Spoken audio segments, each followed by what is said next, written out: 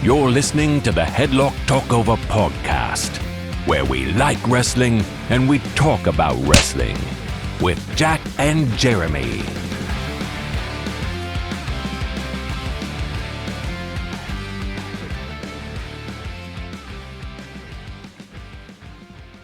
Hello and welcome to the Headlock Talkover Podcast, a podcast where we like wrestling and we talk about wrestling. I am Jeremy, joined as always by Jack. How are you, my man? Fine. Great. Welcome to this episode where we will be talking over, words are really easy, TLC 2011, which contained, and you've probably forgotten this since we recorded it, Daniel Bryan's Money in the Bank cash-in. Oh, it does, doesn't it? Yes, it does.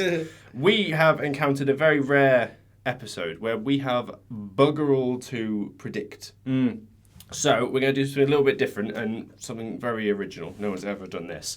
What I want you to do, Jack, is I want you to write down 3 random wrestlers for me to guess by asking yes and no questions. On this conveniently placed paper and pen. That's the one. That's the one. I will be doing the same, and then whoever gets it in the least guesses wins. It's 3 random wrestlers. 3 random wrestlers for me to guess. Okay. You can go first. Okay. Are any of your wrestlers female? No. No wrestlers are female. Okay. Are any of yours female? One of mine is female. Have any of your wrestlers been WWE World Champion? Nope. 0. 0. Oh, you've gone obscure, you bastard. Shock. Are any of yours dead? One of mine is dead. Are any of your wrestlers currently active? No. My God. You've been an absolute prick. Carry on. Is your female one dead? No. All right. Are any of yours dead? Yes. 2. 2 of them are dead. Yeah, you're really trying to win this one, aren't you? Are any of yours active? One of mine is active. Have all of your wrestlers wrestled for WWE? Yeah. Okay. Is your female one active? Yes. Right. No world champions. 2 dead. Have any of your wrestlers wrestled for AEW? No. Okay. Is your female one Becky Lynch? No. Oh. Just to clarify, I know I keep looking over here. That I'm blind in this eye. I can't see it. I can't see anything past my nose. I always forget which side is your blind if side. it looks like I'm looking at you, I'm not. Yeah. I can't. Are all of your wrestlers American? Yeah. Okay. Have any of your wrestlers wrestled for AEW? One of my wrestlers has wrestled in AEW. One of them has appeared in AEW. Roddy Piper. No. Your female wrestler, has she WWE? We haven't established. Are you asking that? Yes, I am, yeah. Yes. Right. Have any of your wrestlers been Intercontinental Champion? No. None of them? No. Your active female wrestler in WWE, has she wrestled for NXT? Yes. Okay. Have any of your wrestlers wrestled for TNA? Yes. 2. Okay. Are they your female active wrestler currently holding a belt in WWE? No. Jake Roberts? No. I nearly put Jake Roberts. It was nearly the first one I wrote. Are they your female wrestler? Are they white-skinned? Yes. Okay. They are Caucasian. That's the word I was looking for, yeah. Are all of your wrestlers Caucasian? Yeah. Has your female wrestler held a belt in Yes. WWE? Right, okay. How many of your wrestlers have appeared at WrestleMania? 2. Right. Female wrestler. Mm-hmm. Are they American? No. Raven? Yes. That's the one. You can cross that one off then. Well done. Well done. I don't know how I took the lead, but... Female wrestler, non-American. Canadian. No. Of the 2 that remain, have any of them wrestled for ECW? Yes. 1. Okay. Not American, not Canadian. What else is there, Jez? So many countries. There's 200 of them at least. Japanese. No. Has one of them been TNA World Champion? No. Okay. Who is this jobber you've given me? Hey now. Is it Dakota Kai? No. Oh! It isn't Scott Hall, is it? No. Okay. IC title. Oh, yeah, of course. Have we had this female wrestler on the podcast before? I don't think we have. Oh, God. Not in one of our retro ones, because we've done a couple of modern pay-per-view episodes. Dusty Rhodes. No. Did they hold a belt in NXT? Yeah. Who the fuck is dead, Jack? This has been in these places. If only there's been a wrestler that's died. That's because you've forgotten them all. Exactly. Terry Funk. Again, I nearly wrote Terry Funk. Rhea Ripley. It's Rhea bloody Ripley. Fuck's sake. Shane Douglas. No. Nope, held the IC as well. Did he? Yeah. Did the one that's alive wrestle for AEW? No. Did either or both of the remaining wrestlers hold any gold in WWE? Yes. One. One of them held a belt somehow in WWE. Okay. American? The one that's passed? Yes. Right, okay. Was it the hardcore title they won? Maybe. Well, I'm asking you. Yeah, it was. Okay. So they were hardcore champion, okay. Did this dead wrestler also wrestle in TNA? Not to my knowledge. Was this person in question ECW champion? Yes. Okay. So AEW is 5 years old, so it's a wrestler that's died in the last 5 years. Yep. White American. Yep. Didn't wrestle for TNA, wrestled for WWE. Mm-hmm. Did they hold a belt in WWE? Yes. Right. How has everyone from ECW survived? Madness. Bam Bam. It's not Bam Bam. Damn it. I nearly wrote Bam Bam. Stick to what you know. I know. Nothing if not predictable. Yeah. Well, apparently not. I'm just hitting the post every time. Did they have a career in Japan? Not that I'm aware of. I'm sure they've wrestled in Japan. I don't think they had an extensive. Not like career a in high-profile run or anything. No, right? no. Okay. Jerry Lynn. Still alive. Oh yeah, he's in AEW, isn't he? Yeah. This dead wrestler, did they wrestle for WCW? No. Were they at any point part of WWECW? No. Okay. Would you say they had an early death? Yes. Right. That narrows it down a bit. I hate to do this to you, but I'm pretty sure they held that belt and we've covered an episode. Oh, he was champion at that time.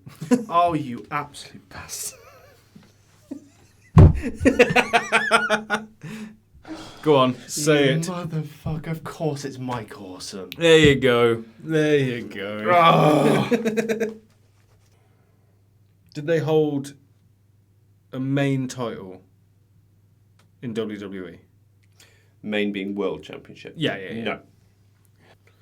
Did they ever wrestle for WCW? Yes. Okay. Did they hold the IC title? Yes. Okay. Were they WCW World Champion? Yes. Oh, okay. I didn't think they would be. Go on. Yeah, fucking, yeah. Jeez, Oh. Yeah, of course. Did they hold the US title? I'm pretty sure they didn't. Right. Oh. There it is. The penny's dropped. Are they a WWE Hall of Famer? Yeah. Okay. Brody Lee. Yeah, it's Brody Lee. For fuck's sake. Oh, it's come down to the final one. You tied it up. What a shock. Oh. Were they a member of the NWO? No. Okay. Just based on how your head works, I'm going to take a stab in the dark. Is it William Regal? No. Aye. They're all American. Did they win any belt in TNA? As far as you know, I'm not going to ask you to look that up. No, they went into TNA. Okay. Is this a live person signed to WWE in any capacity? No. All right. Would you like a clue? Yeah, we might have to. I'm going to say one word to you. Japan. Trying to give you a clue as well. That won't give it away instantly. Okay, your clue is animal. Animal? Can I guess? Is it Batista? No. Shit. Not that this is going to help me, but did they wrestle for FMW? No. Okay. Appeared in AEW. Mm-hmm. Not had a match. Mm-hmm. Wrestled for WWE. Yep. Held a belt. Nope. No. Mm-mm. Was it Jake Roberts? It was Jake Roberts. Whee! Go on. Vader. Oh my god. I was never going to guess he was WCW champion. 3 times, apparently. Mad. Yeah. Fucking hell, Vader as well. Shall we quickly talk over the highlights before we jump into the episode then? Go on. The week. We are one day removed from NXT Deadline. I have not seen NXT Deadline. I know one winner, and that was the lovely Julia winning her Iron Survivor match to a hell of an ovation afterwards. They showered her in confetti. She's going to be the next big thing. Yeah, I think in the WWE they're definitely grooming her for that role, for lack of a better term. Yeah. So definitely lining that up. Who won the men's one? 'Cause I didn't actually see who won it. Was it Obafemi? It was. Okay. So he came in with 15 minutes to go and just obliterated everybody. With European uppercuts. Yes. Oh my god. And I'm not saying WWE watched this podcast, but I have commented on Obafemi's European uppercut before. Yeah, I'm going to start calling you the seer. Yeah. You predicted a lot of stuff that has happened to come true. And I'm going to say this right now. They're going to start calling it the African uppercut at some point. Or they should. You heard it here first, folks. Yeah. It's just a man that size charging at you. It's just terrifying. Yeah, absolutely ridiculous. You know what? I hope he wins the belt as well. I hope he beats Trick. Yeah. So we are also just removed from Survivor Series, which a lot of people were quite disappointed with. I thought it was a hell of a show. Mm-hmm. I mean, Women's War Games match was fun, but because it was thrown together, there's very little stakes. It felt more like a spot fest. Yeah, well, yeah, it was a bit weird. There was a bit clunky at the start. Mm-hmm. I don't know what that was about, but yeah, I believe then you had the IC title triple threat. Mm-hmm. Stole the show for me. Match of the night by far. I don't know what it is about Sheamus. Whenever he has a match on pay-per-view, he instantly just steals the show and has match of the night every single time. He's been like that for such a long time, and it's yeah. It's been 2 years, because Clash of the Castle 2022 was when it first started, because that's when he faced Gunther. Yeah. Insane. He's getting that belt. He better. He is getting that belt, and I'm pretty sure. I wouldn't be angry if he beat Braun for it, and then Ludwig beat him for it, and that's how Sheamus goes out, because it makes Ludwig look like a monster taking out Sheamus, and then you have like a weird relationship between Gunther and Ludwig then, because Gunther's the one that brought prestige back to it. That could have a weird thing, because I think Ludwig's a star in the making. Like I know I joke about how handsome and fit he is, but I genuinely think like he could be like a star if they play their cards right. That match in particular really showed what he could do as well, because he, in a match with already heel Bron Breakker, he was the heel. Oh yeah. He did it incredibly, particularly when Sheamus pretty much had Bron down for the count and Ludwig pulled the ref out. The heat he got from that was insane. Yeah. There's a lot of potential for a Ludwig heel run, and I think it could go really well. I feel like I'm forgetting a match, but I know there was the World Heavyweight Championship match between Shinsuke and LA Knight. Oh, of course. Shinsuke.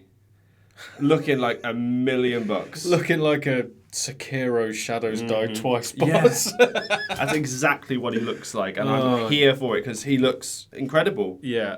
It's everything about it, like the whole presentation, the music, the entrance, is so good. Honestly, in terms of predicting this, I was so sure that LA Knight was going to keep the belt till Mania.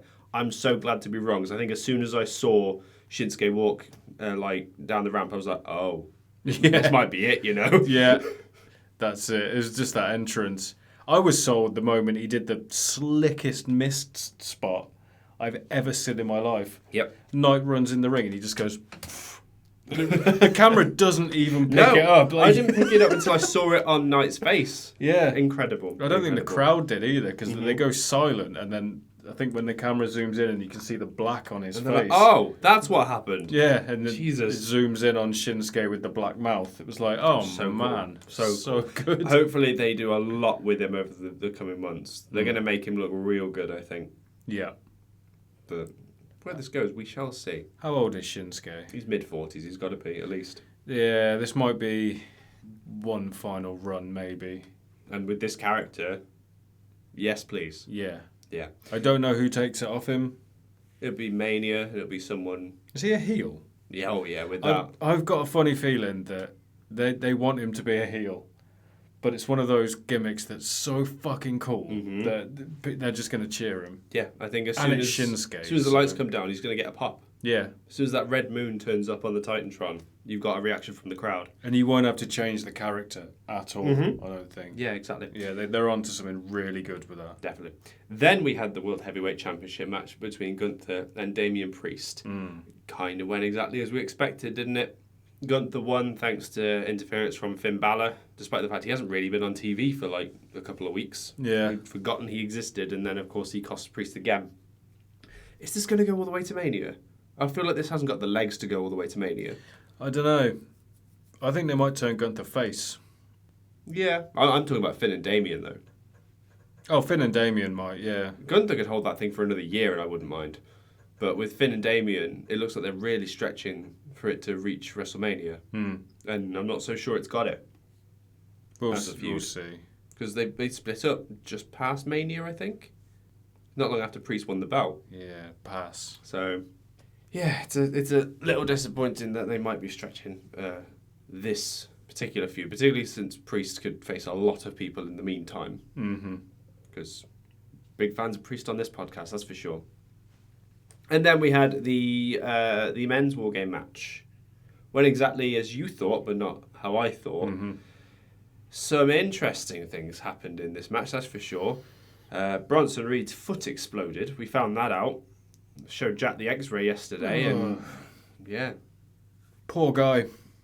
Poor guy. You say that I think he's lining up for like a Triple H level return. People are going to be really happy to see him back. It's really bad timing because he was in there with Roman Reigns, CM Punk, Jey Uso. Yeah. Three of the most over people in WWE right now. So to be rubbing shoulders with them, I think was doing him a world of good. Of course. And then now he's got to have surgery, I think, was the last. And really bad timing, but it might be like you say. Yeah, but based on the type of injury it is, I don't think he's not going to be back in time for the Rumble. I think we're going to be looking at the Raw after WrestleMania, which whoever is world champion on either brand just after Mania, that is a ready-made feud right there. Yeah. Bronson comes out, absolutely destroys them, and then that's the feud for a month or so. Might come back as a face. Exactly. Yeah, we'll see. That'll be very, very interesting to see what happens. I'm excited to see Bronson return. But the face team did win. They made Solo look real strong with it, though, as well. He took every finisher on the way out. I'm not sure what they're planning. It's not obvious right now. With WrestleMania only a few months away, they've got to start lining up the dominoes to get it to fall. There's a lot of parts here that need to fall into place. You've got everything with the bloodline, everything with Cody, like everything with The Rock if he comes back. Punk. Yeah, Punk, where does he fit into all that? Where does Heyman fit into all of this? Because he owes Punk a favour now. And I have a feeling it might be Royal Rumble related. Right. Okay. He might give Punk the win at the Rumble. And then who he faces is a different matter. Yeah. Because he'll have Gunther, possibly. Punk. Cody, possibly. Punk will do something with Seth. But I don't know how Heyman factors into that, which is the thing. That is a good problem to have, though, is that they have teed this up and we have no idea what it could possibly be. There's so many options then, because Punk and Heyman are such interesting entities where they're kind of unpredictable in their own way, can make for some spicy television. Yeah. You got anything else you want to talk about this week before we jump into the episode? No. Cool. In that case, let's jump into TLC 2011. Thank you so much for listening this far. Give us a like, a comment, a subscribe. Let us know what you think of the episode and what other episodes you'd like us to cover in future. Enjoy TLC 2011. Bye.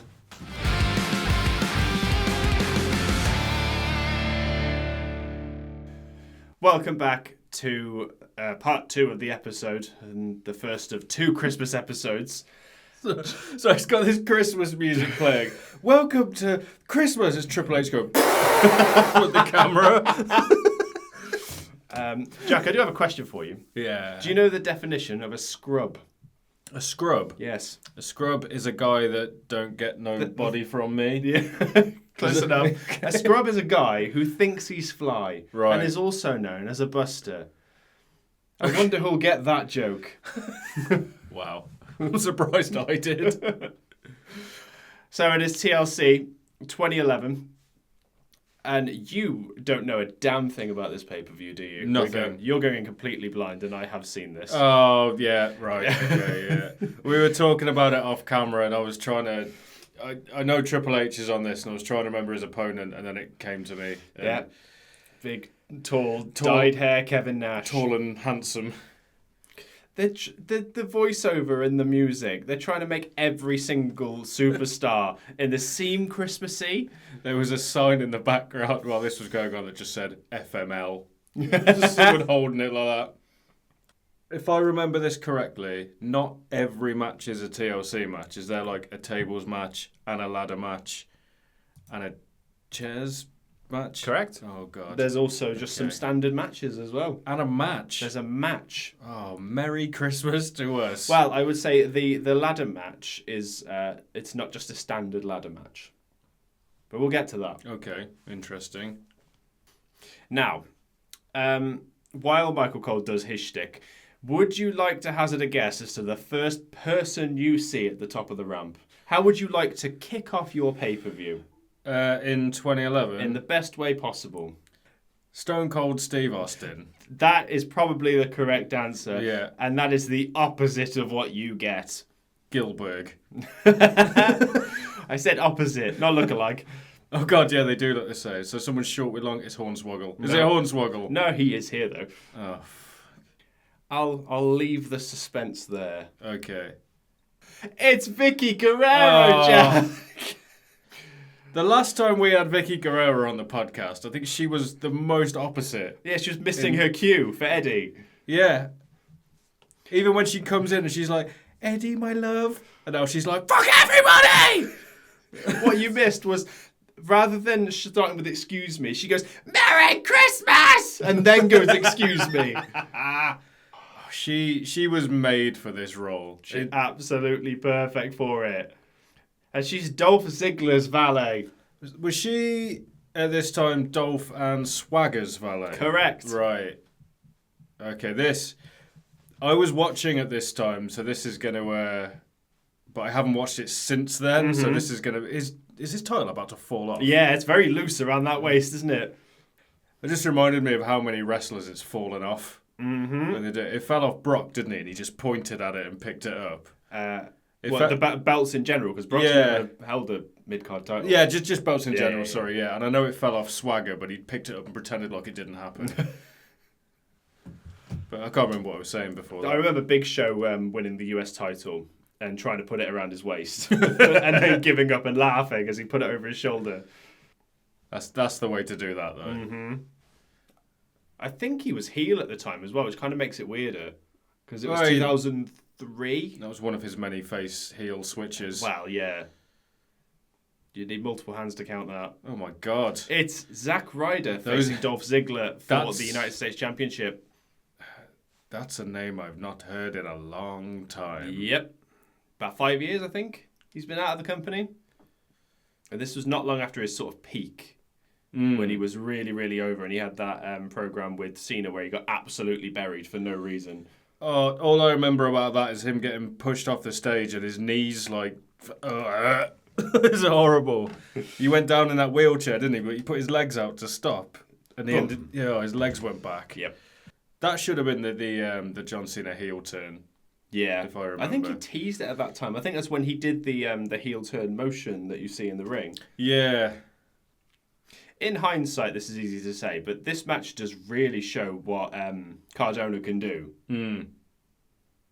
He's got like a look, considering he's relatively, I think he's quite green at this time.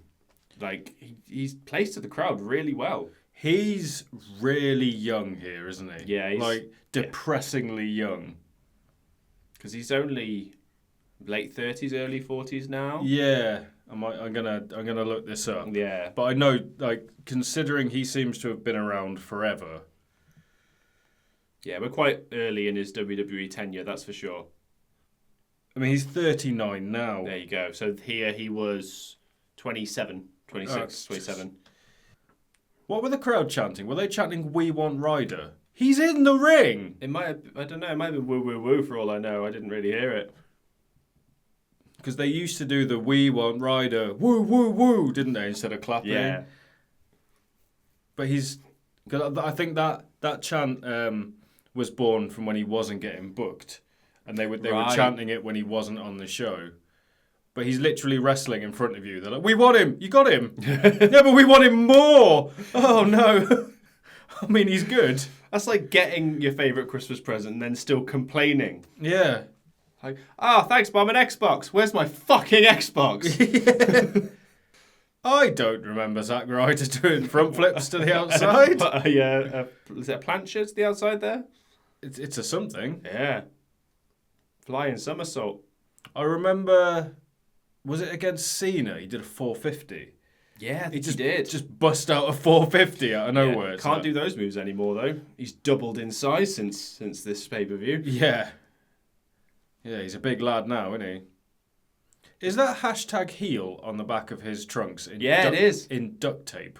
I don't know if it was duct tape. Because it looks like it's just stuck over whatever's on there. Show off or something, I'd imagine it says underneath. I'm not sure. It's "Let's Go Ryder, woo woo woo." There you go. That makes sense. That makes a lot more sense. Yeah, it's not in duct tape, but I think it's designed to go over his logo. It's the DZ logo he has. Right. I can just see like the scratching in the circle. But enough about Dolph Ziggler's ass. As we're watching this, in the tail end of 2024, Dolph Ziggler looks exactly the same. Nick Nemeth, I should say, looks exactly the same. Like, he has not aged. Just longer hair. Yeah. We're in like ramen territory of Dolph Ziggler, though. This might have been after the gimmick where he cut his hair and he had like short brown hair. I remember him coming out on the ramp and he had like short brown hair and it was part of like a gimmick change thing and everyone just went, "Well, he just looks like everybody else now. Why have you done that?" I have a feeling we're about 8 months removed from his Money in the Bank cash-in. I'm hoping I've got my years correct there. But I think the April of this year is when he cashed in on Del Rio. God, it was one of the best. Probably one of the best. It's top cash-ins. 2. Yeah. Seth? Yeah. Yeah. It's interchangeable in people's opinions, but it's definitely those two at the top. Yeah. Dolph's, it's just a shame who it was cashed in on, but that is what it is. Oh my God, they're on the card as well, aren't they? Who? Del Rio. Yeah? Who else? We'll get to that. We'll figure that out. Yes, Del Rio is on the card.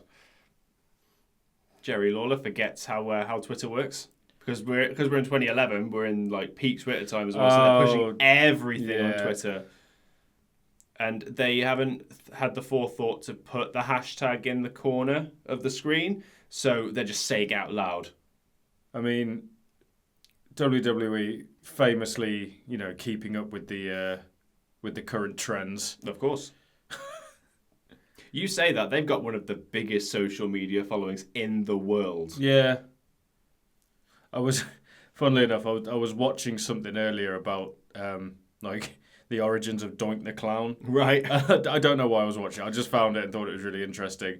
And from when It came out, right, and then they decided, let's make a scary clown in the 90s. So that's how good they are at sort of keeping up to date on things. Yeah, you spoke about Del Rio being on this card. There's certain people on this card where it's weird to see them in hindsight. Right, okay. Sorry, what just happened? Like, I just stopped talking for a second, and all of a sudden he's talking about having an invisible match with 64 different men that aren't real. Yeah, apparently he put that on Twitter as a match of his own through his internet championship that he made for himself. I remember that. That's how he got himself over, wasn't it? So yeah, apparently that's what he did. As like a skit, he had a battle royal with 64 invisible people. I don't remember that. But it was online only. I followed him. Really? At the time, yeah. I was a fairly big fan of his. I found what he did on like YouTube really entertaining. That was part of the appeal, and that's what got him over in the first place. So you definitely weren't alone. I remember him. I think it was supposed to be a recurring thing on his show. It was him trying to like climb over a fence, and someone going, "What are you doing, Zach?" And he's like, "I'm trying to get over." And then there was different things of him trying to get over, and it was pretty funny. That's genius. So he's got the crowd in the palm of his hand as well at 26, 27 years old. Broski boot, that's what it was called. And then obviously the Rough Rider. Yeah. Vicky put Dolph's foot on the rope. Are you ready for some absolute pantomime, Jack? Oh, this is one of my favourite wrestling spots of all time. Oh, get out of there. Oh, she is hating it. I bet there's an unwritten thing in the back where if you get sent out, you have to ham it up. Mm-hmm. You've got to give it some rice and go absolutely mad. Except for if you Great Khali. I remember every time it happened to him, he just went, oh. I don't remember that. Like a collar pull kind of thing. He'd like shrug his shoulders and be like, oh. And just... I'd like to see someone absolutely refuse to go. It must have happened. It must have done, but that get to the back. No. What do I do now? Yeah. The power is all I had. Surely the best course of action would be to disqualify who they're valeting for. Yeah. Or just get someone else to come out in their corner. I don't care who it is. Just get someone out. Just like a half-dressed Miz comes out. In a towel. Yeah. Shit. Someone just grabbed me out of the changing room. Get Alex Wright. He knows what to do. Or someone really obscure for it, like Pat Patterson. Yeah. Someone in Gorilla. Just grab him and throw him out. That has Adam Pearce written all over it as well. Oh, yes. In modern day WWE. God, Ziggler was good, wasn't he? Well, he always was. Yeah. It's just the crowd go through phases of loving him and hating him. His booking probably didn't help either. Yeah, I will say my younger sister absolutely hates Dolph Ziggler. I think it's because he was good at his job. It's because he was a really effective heel. But whenever she sees him, she's like, ugh. I remember we watched the Royal Rumble one year where he came out as number 30. That was hilarious to watch. Yeah. I was like, oh, it's Ziggler. She was like, oh, fuck off. He might have an NXT run in him again. Yeah, definitely. But he's got to relinquish the TNA Championship first. Well, they did a women's knockouts title versus NXT women's match, didn't they? True. They could do Yeah, they don't tend to do that with former wrestlers, though. No. Yeah, there's a few TNA NXT crossover matches I'd like to see. How many of them involve Obafemi? Actually, none at the minute. Oh, there you go. Rough Riders. There's the Rough Rider. Dolph sells it like he's been shot. Oh, he's so good. And Zack Ryder wins his first ever singles championship. Oh, is that Zack's dad? Yeah, that's Zack's dad. Zack wins his first ever title in the WWE. It's good to see, like, the skin tone stays the same in the family. When you say stays the same, do you mean they chose the same shade? Yeah. Because that's not a natural skin colour. Very orange. No, there's one... Oh, we're in the middle of heel Cole, are we? Yeah, actually we are. Oh, this is just after WrestleMania 27 where Lawler and Cole faced each other. Yeah, so one NXT TNA crossover match I'd like to see. Yep. Well, it's not technically NXT because they're not in NXT. I don't care how they do it. I want to see Josh Alexander versus Chad Gable. And yeah. And I don't know how they can sort it. Just sort it out. Just sort it out. That could definitely happen. I know I've said it before, but come on. It's there. It's... Oh, well. Now, we are recording this a little bit before Christmas, but have you seen the news about Joe Hendry? No. He's going for Eurovision. Oh, I did see that, yeah. Amazing. I don't know if he's going to sing that song, though, or if he'll write something for it. It should be that song. Yeah. I can see it with the lights and everything. London and Paris and Tokyo. Yeah, I can totally see it. And it's going to be way better than last year. And no, was it last year? I don't Or the- watch or the year Eurovision. I before? can't lie Oh, to no, you. yeah, me neither. Joe Hendry will convince me, though. I'm not a big Eurovision fan, but I can't remember whether it was last year or the year before.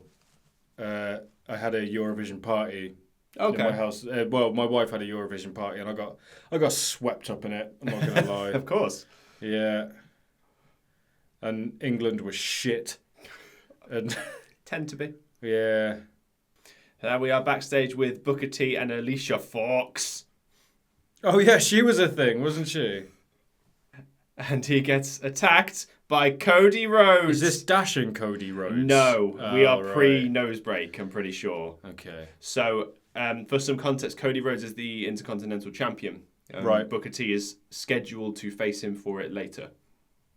Oh God, is that Bill DeMott? Is that who that is? I was trying to figure out who was in the suit. Get out. More like Bill DeNot. Air Boom. Yeah, I've forgotten about Air Boom. Oh my God. Air Boom, the team of Evan Bourne and Kofi Kingston. I'm going to open this. Yeah, you're going to need it. Yeah. I know it's non-alcoholic, but you're going to need it. Oh God, they're the champs as well. Yeah, going in as champs. When you see who they're facing, I think you'll realise that they're leaving as champs as well. Speaking of tag champs, I found an interesting fact out today. Go on. Jey Uso has one more reign than Jimmy Uso as tag champions. Don't tell me. Oh, Cody. Yeah, how weird is that? That's weird to think about, That's isn't very it? weird to think about. Oh God. This is the Colognes before they were the Colognes, because it's just Primo and Epico. Before they were, what was it called? Los Matadores. Oh, yeah. That was like 4 years after this. Where they swapped the Latino lady for a person That's of... Rosa Mendez. Yeah, thanks. I was trying to think of the politically correct term then, and you got to save me. A person of restricted growth? Would that do it? Little person is the accepted term. Oh, right. Okay, good. Torito? El El Torito, wasn't it? Torito. Because I think it means little bull. So, because we're in 2011 and Jerry Lawler's on commentary, he spends an ungodly amount of time thirsting over Rosa Mendez. Well, yeah, there's a female at ringside, so yeah, he's written off for this match. Just ignore every word he says. And they know as well. She stood right in front of the commentary table as Her well. back to the commentary table. Fucking, no wonder he had a heart attack.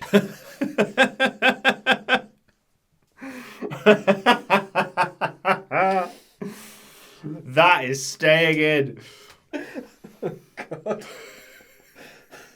Sure, this is non-alcoholic. That is quick. Fuck's sake. Right, come on. Let's watch this exciting match between Air Boom and Primo and Epico. See, that's the problem. If you've got a tag team name where it's something and something, you can't list every competitor. Oh, God. Just kicked Evan Bourne right in the face, it looked like. I think quite a few people have lined up to do that in the past. I know Cornette can't stand him. Why not? I think it's because he's a flippy boy. Oh, come on. Don't forget it was Matt Sydal in AEW, wasn't he? I like Cornette, but come on. You have to work with what you've got. He's not the biggest guy in the world, but he's very fast and can do flips. So why would you not do that? And it was obviously fairly successful. And he's got a fair amount of charisma for a guy his size as well. Yeah. He's got that Ziggler quality to him. I remember his AEW debut. It was in the that Battle Royal. The Battle Royal. And all in? Was it All In? It might have been. And he completely flubbed the Shooting Star. Like, bad. Oh, no. And it was... I don't think he's done it since.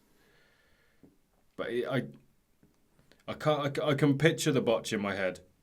And the only thing I remember about that Battle Royal is there was this thing with MJF and Orange Cassidy, and they just despised each other. And both of those are still big fixtures in AEW. They are big fixtures. Is that what I said? Big fixtures. Well, yeah. Are you David Mitchell talking about football? God, now he assumes I know about bibs. I just watched a David Mitchell clip of him talking about farming, and it's him as a farmer. Right. It's so funny. He's like, right, what no one tells you, that's a chicken. If you kill it, you got a free chicken. You could sell that, or keep it alive, it shits eggs.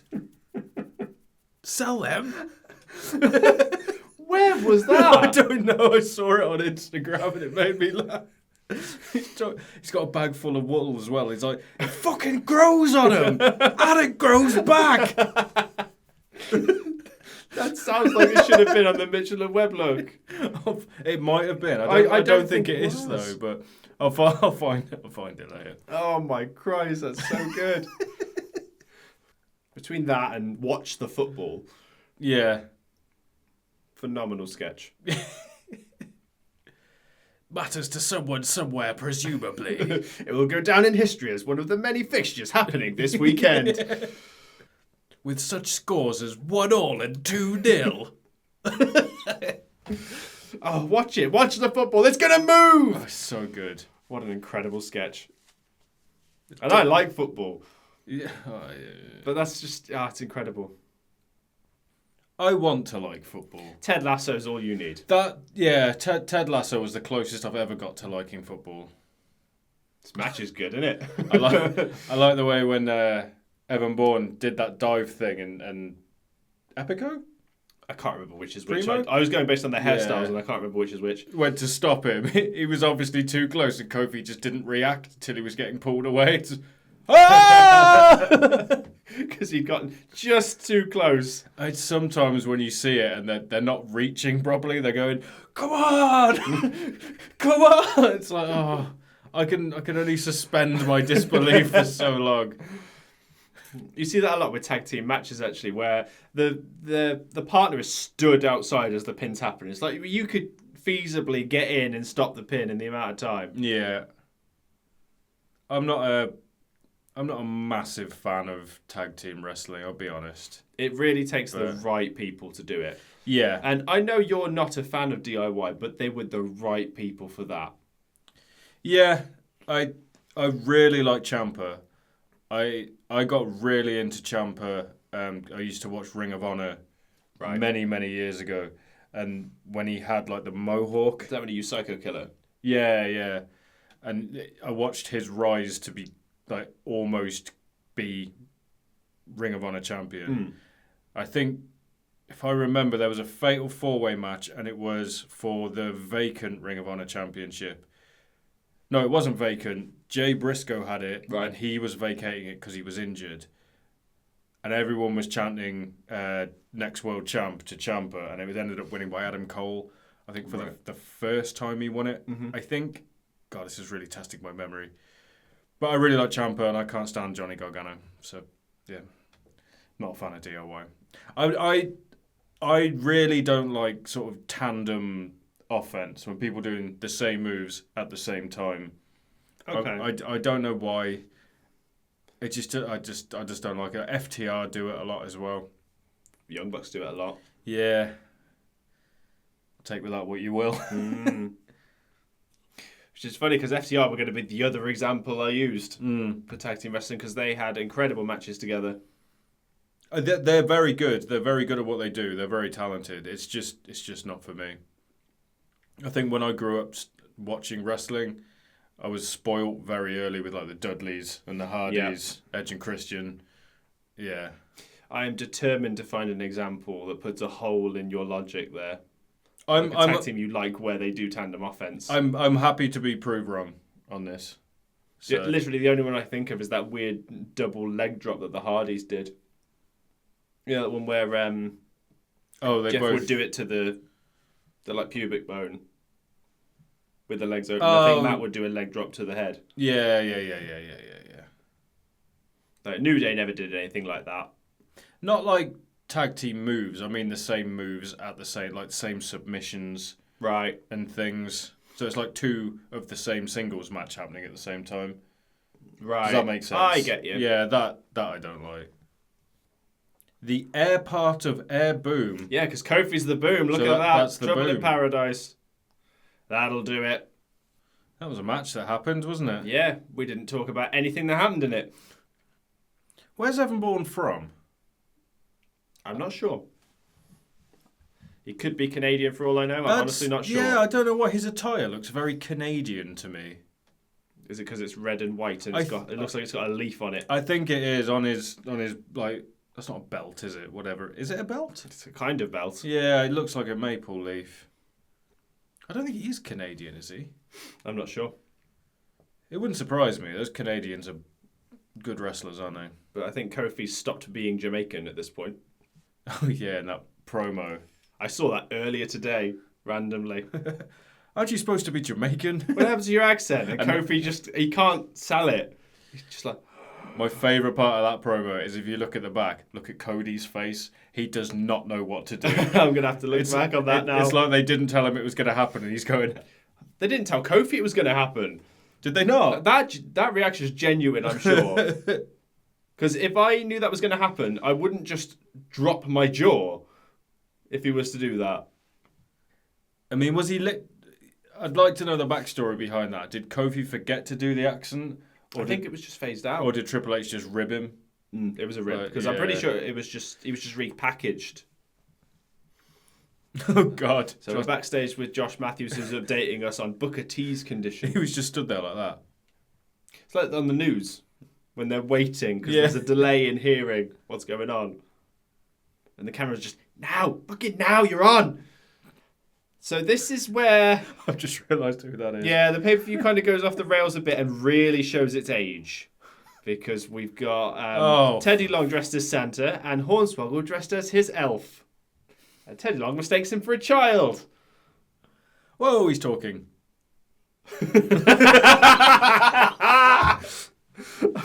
Hornswoggle asks, since when has Santa been black anyway? And Teddy Long just responds, let me tell you something, player. Absolutely genius. Do you want the good news? Go on. It's not the only time we see Teddy Long. Oh, fantastic. The next time we see Teddy Long, it's a little more controversial. Right, okay. But he gives Hornswoggle a present. I've forgotten what it is. It's... I don't know how to describe this. It's... It's... Black Duolingo, essentially. That's all I can describe it as. Right. Let's just... leave it at that. Yeah. Yeah. Santa looks like he's been on a hunger strike. Because Teddy Long's a skinny boy. That's what was wrong with that whole situation. Who do you think's in this table match? And it's not for a title. Incorrect, it's Randy Orton. I think... Oh my God. I think I could give you 20 guesses. I don't think you'd figure out who he's facing. Jack Swagger. Oh, okay, I'm out. Because I forgot this feud happened and it lasted quite a while, apparently. Right, we said Nick Nemeth looked exactly the same. Randy Orton could not look more different here. He is more tattooed now. He is twice that size now, and he ain't small here. He looks like he's aged 10 lifetimes. In 13 years. Yeah. He is... I can see the weight difference now. He looks very slender here in comparison to current day Randy. Yeah. Yeah, his body type was always a bit strange, wasn't it? Because he's tall. He's a tall guy. but he's not in that giant category. Mm-hmm. It isn't till he stands next to someone. Like, look at him next to Lillian. Well, like, let me tell you, he towers over to her. give you a little clue here, who he faces is about the same height as him. Okay. People the same height. And I don't know if you'll guess it by their theme song, because it's a generic as fuck theme song. McIntyre? Nope. I don't know if McIntyre was still with the company at this point. He's not on the card. Right. Oh, God, that's weird, isn't it? I'm trying to think. People the same height. That's Barrett! That's Wade Barrett! Amazing. Apparently these two had a months-long feud. Yeah, I can remember now. Don't remember that at all. Yeah. And we're quite early in Barrett's tenure as well. I loved Wade Barrett. Absolutely loved him. That were way before Bad News and King Barrett. Yeah, so. even his, like, on the original NXT, the moment I saw him, I was like, I'm a big fan of this guy. I think he's fucking brilliant.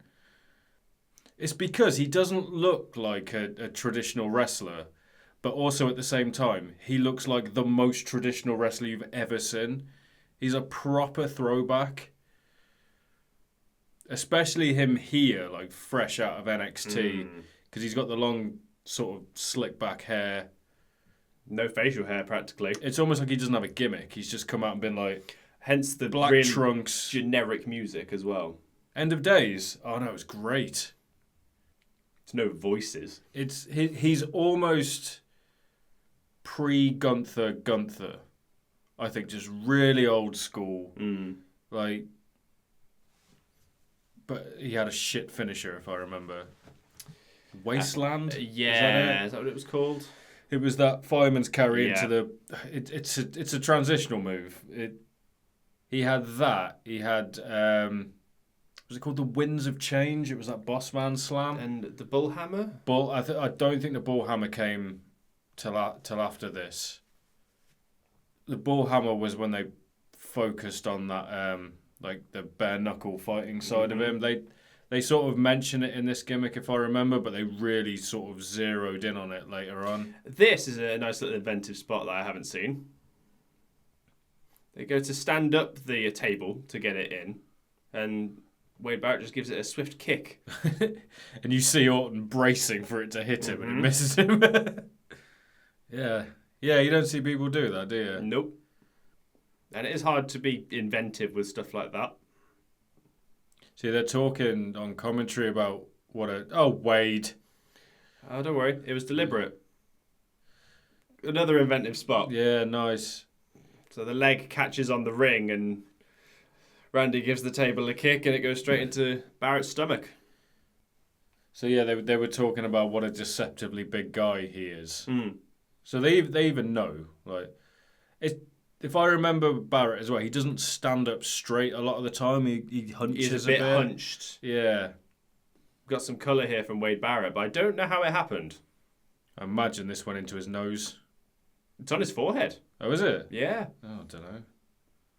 And they're talking about how many times the commentators have broke their nose. You ever broke your nose? No.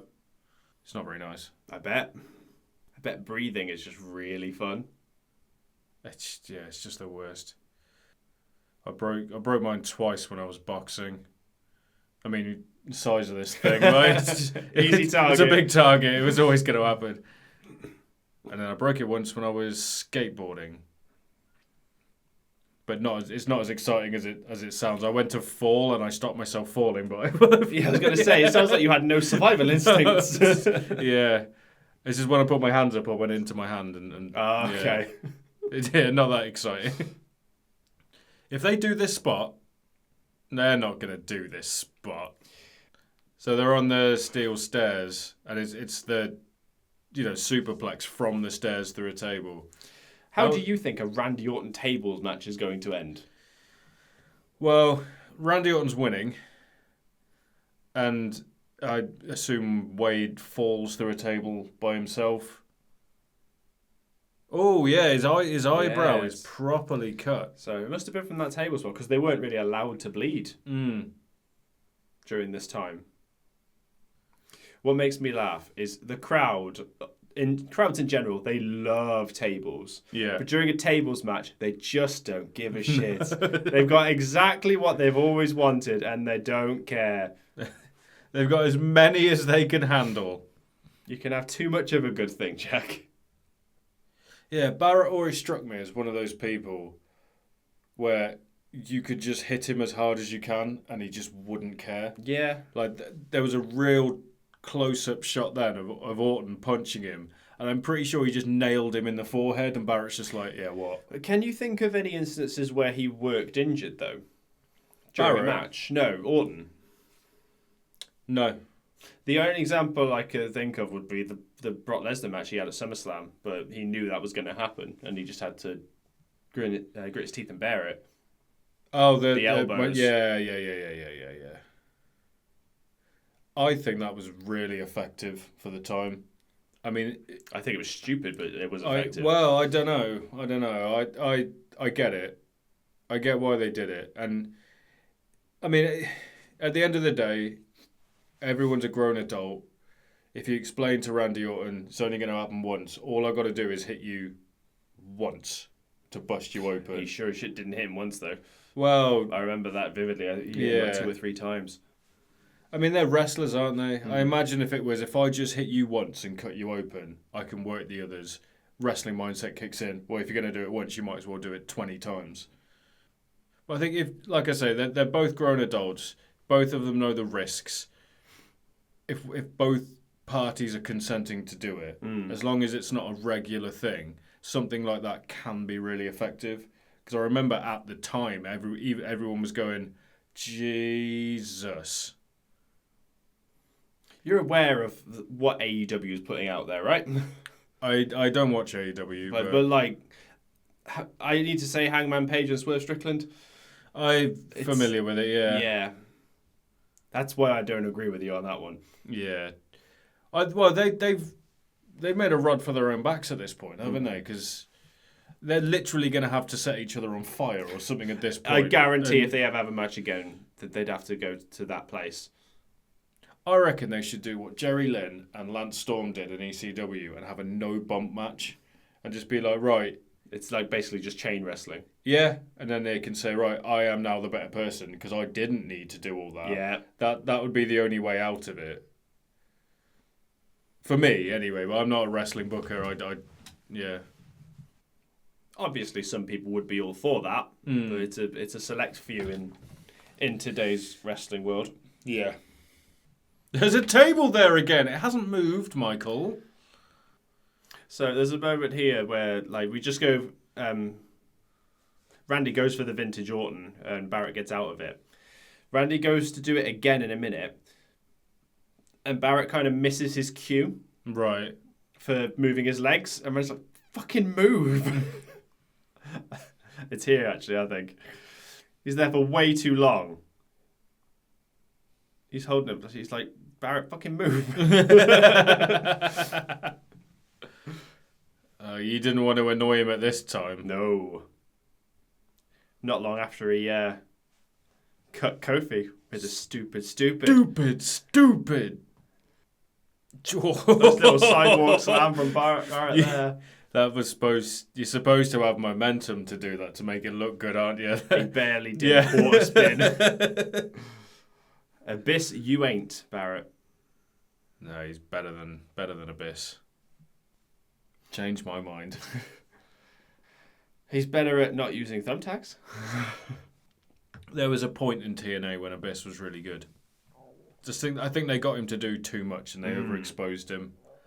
I think because Abyss was weird as well because he never, to me, fit that monster build. They always build him as the monster.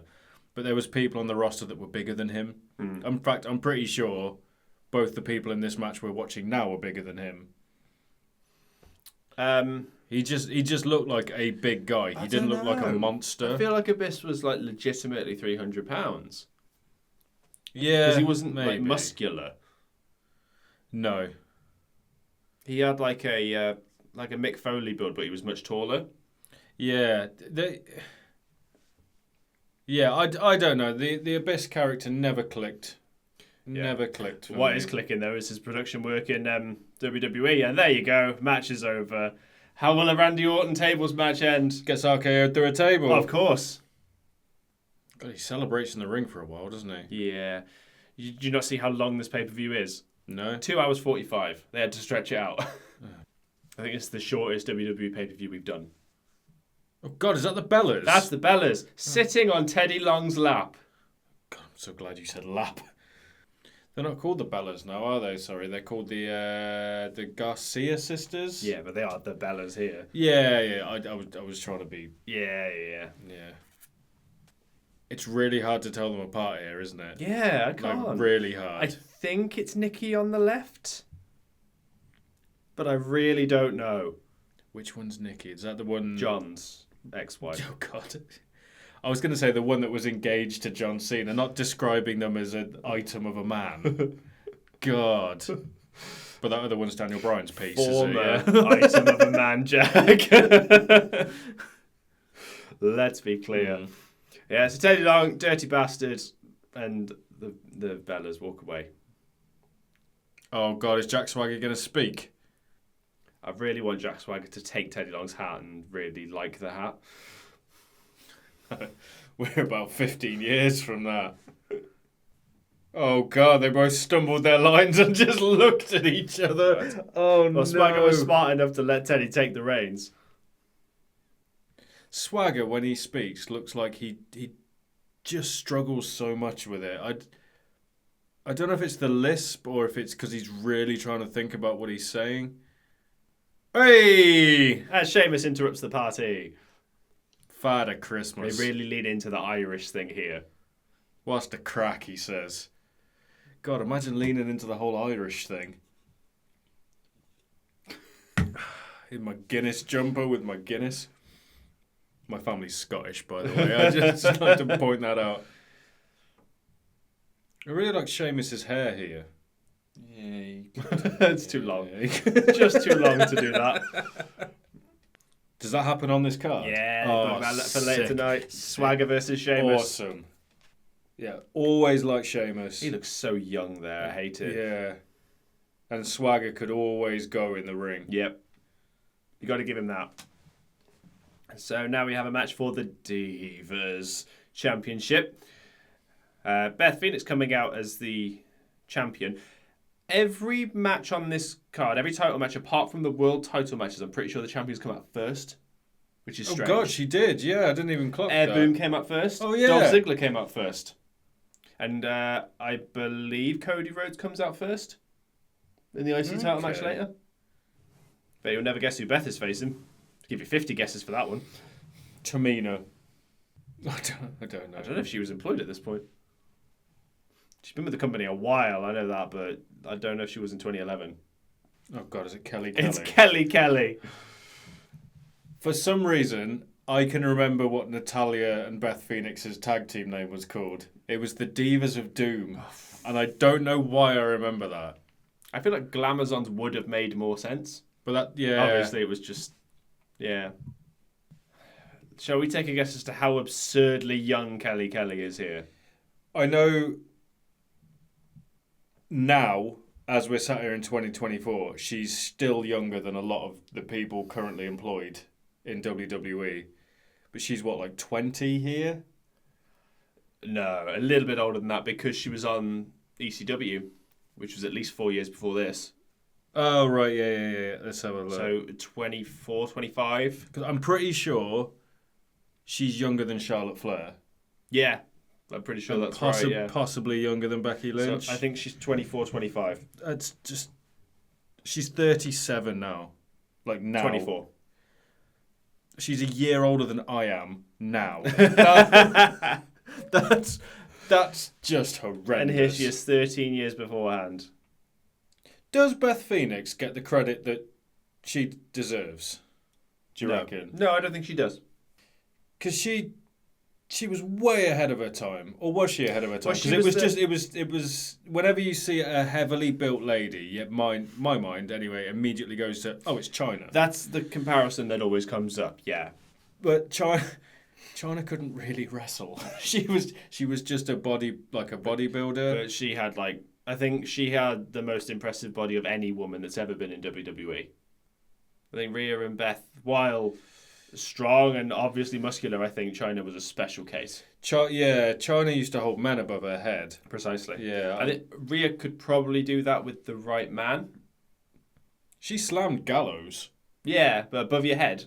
Yeah, true. We know a gym or two, and we know a shoulder press is a lot more difficult than like a deadlift. Yeah, but yeah, she was definitely ahead of her time, Beth. I'm trying to remember if this is before or after she eliminated the Great Khali from the Royal Rumble. If you want proof of someone being ahead of their time. Did Chyna eliminate someone from a Rumble? She must have done. Or was Beth... I know Beth was the second woman in a Royal Rumble. But was she the first to eliminate someone? I would be very surprised if Chyna didn't eliminate somebody while she was in the Rumble. I don't know how many Rumbles she was in. Let's look this up, shall we? Distract myself from this Kelly match. You won't be able to not hear her screaming. Oh, yeah. God, she is properly screaming, isn't she? Yeah, I told you. Jesus Christ. 2000 Royal Rumble. And 99 Royal Rumble. 99. Does it say who she... Oh, wait. You'd have to look that's the corporate Rumble. You'd have to look at the individual Rumbles. So 99 and 2000? Yep. The Vince McMahon and Rock Rumbles. She came out number 30. One elimination, it says there. Yeah. Mark Henry. Shut my mouth. Well, that was unexpected. You might want to check the second one. Yeah, I want to check the second one now. Yeah. Mark Henry. Wonder if that was a sexual chocolate spot. Oh, must have been, mustn't it? In fact, I bet it was a kiss spot. I didn't see that the first time. What happened then? I'm going to have to... Yeah, we're going to have to go back. Oh, is it a horrible botch? Almost. Aye! I can't remember what that move's called, but Kelly almost breaks her fucking neck. Luckily, Beth Phoenix is an absolute unit and just went, nope. Right, where were we? 2000 Royal Rumble. Held her upside down by her ankle. I don't think so. Oh, Beth looks pissed as well. Look, she's like, for God's sake. Alley-oop. That is the end of the match. Beth wins with an alley-oop. Okay. That was weird.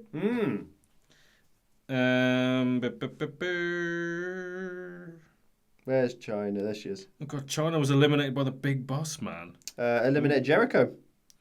Oh, right. Okay, yeah, that was around the time they were feuding. So she eliminated Jericho. She eliminated Mark Henry. We're backstage with Alberto Del Rio and Carlos. I can't remember his valet's name. Ricardo Rodriguez. That's it. Carlos. Fucking hell. Carlos. What's the most Mexican name I can think of? Pedro.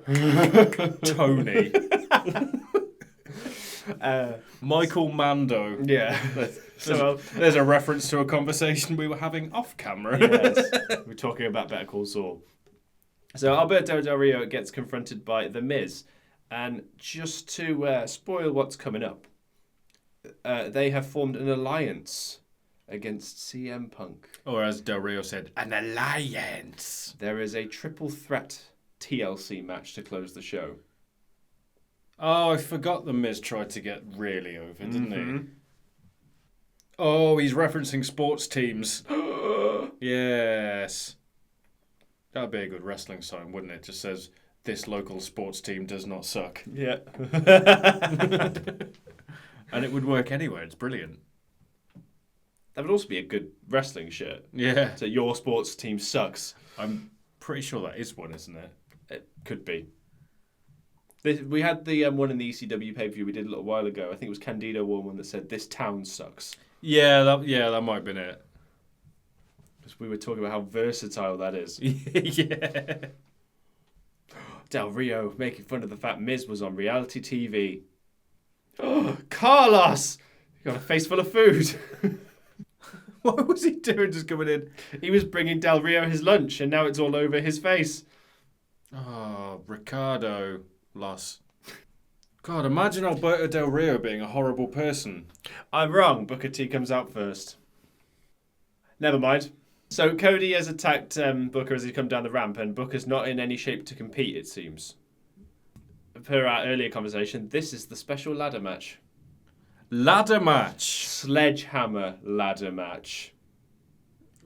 What's at the top of the ladder So in a Triple H match but a sledgehammer? is there either a ladder the size of a sledgehammer or a sledgehammer the size of a ladder? Neither. The sledgehammer's hanging above the ring.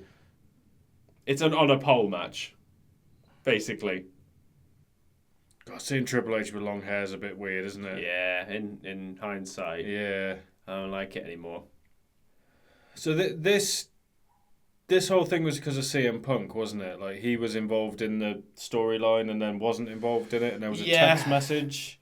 Because Nash was right there in the middle of the summer of Punk. Yeah, and I think, if I remember it correctly, he didn't pass the medical or something, and he couldn't wrestle when they wanted him to wrestle with Punk.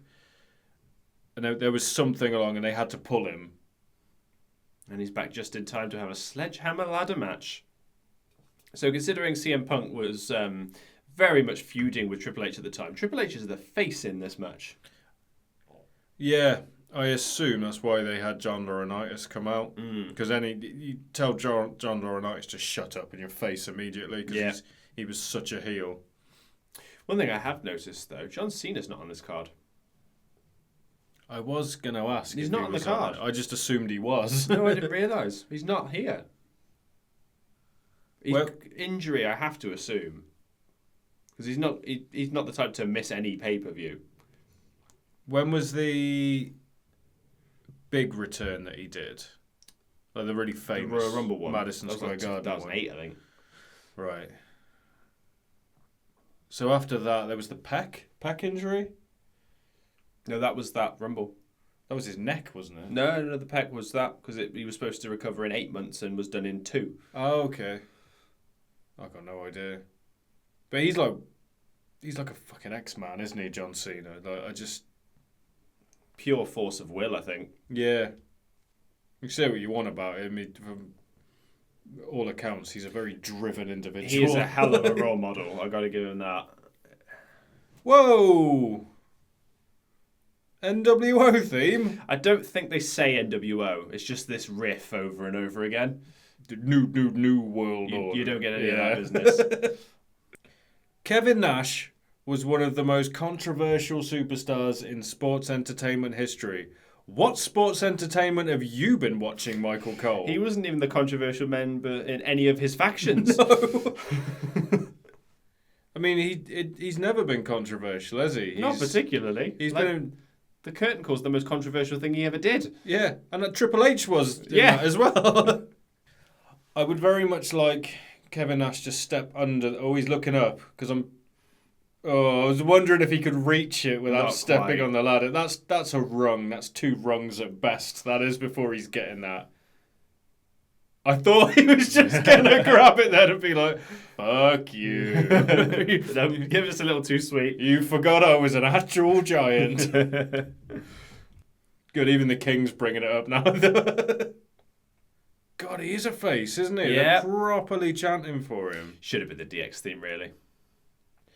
That's the thing with Triple H, I think. Towards like the later half of his career, especially like this time, people wanted to cheer him. Yeah. But he's so effective at being a heel that he could get people to... I always think certain wrestlers have like a type, whether they're geared towards being a face or they're geared towards being a heel, and whatever comes natural. I know he spent a lot of his time as a heel, but I always felt like people just wanted to like Triple H just because he's cool. He is very cool. When I got into wrestling first, Triple H was my favourite wrestler. Yeah. He did lean into it really well when the Authority kicked in, though. Yeah. He made that work really well. He was hated. Yeah. He was following a blueprint as old as time then, because everybody hates their boss. But he also had him and his wife. Like, those two as a team really made it work. The power couple, yeah. Right, I've mimicked Batista's entrance on the podcast before. I'd like you to hold off on that, actually. Because the camera misses it completely. Well, good, because... Oh, the lighting misses it completely as well. Good. He doesn't get lit up at all. I am not spitting Guinness all over myself. My wife will fucking kill me. Yeah, so the spotlight that's supposed to light up Triple H as he does the spit spot, as I'd like to call it. Accurate. It doesn't work. So you can't really see him. Just a man spitting in the dark. Spitting in the dark. That's what he's doing. Sounds like it should be a Kiss album or something. Or a Motley Crue album. It sounds more like Motley Crue. Nash is my hashtag hero. There are so many Triple H signs in the crowd. Yeah. You are in Maryland, which isn't a million miles away from Connecticut. So you're in New England, which is that general area. So that probably plays a factor. Yeah, my American geography is awful. Because Nash is from Michigan? Yeah, he's from Detroit. Yeah, that's it. How far away is that from? So, if I'm remembering right, Michigan is...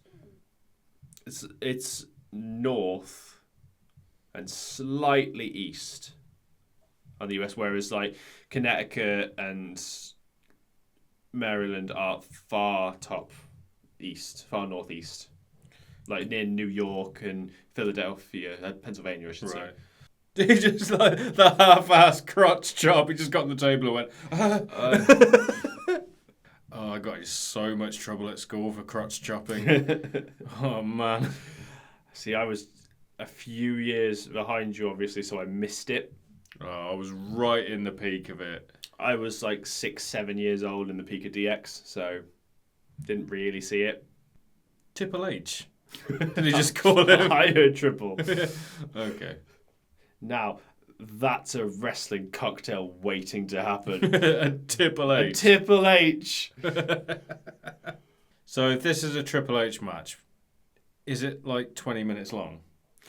I might as well say this now. I told you off camera, but I'll tell the audience as well. I watched this on 1.5 speed in preparation. Right. So timing is out the window. So it was 20 minutes on 1.5 speed? Maybe. Fuck. Okay, maybe. I don't remember how long this match was. Oh, buckle up. I mean, part-time Triple H sort of took the piss a bit, didn't he? Mm-hmm. Had a half-hour match with Roman Reigns. Had a half-hour match with Dave Batista. Had 2 half-hour matches with The Undertaker. And those are all WrestleMania matches. Yeah, that's what I mean, part-time. Oh, not his quad. Oh, the bad knee. So, I would like to remind you at this point in the match that we have talked multiple times about Kevin Nash's inability to sell submissions. And how he won't bend his legs or anything like that. I'll remind you now, and I'll let you stew on that. The only submission Triple H did was like a weird figure 4. Mm-hmm. It was like an Indian deathlock, I think they called it, didn't they? Okay. Did he do a crossface? No, I don't think he did. I can't remember. He did the odd Boston Crab. Are you telling me there's a Boston Crab in this match? Oh. Okay. But I can remember him doing a Boston Crab. Yeah, I remember he used to do like a figure 4, but he didn't spin first. He'd just put their legs in a 4 and just... Which I imagine hurt a lot more. Probably. But trying to bend your shin bone. A lot more pressure on the joint. Yeah. I quite like the set design for this pay-per-view. Cripple H. Huh? Cripple H. For God's sake. He's trying to Cripple H him.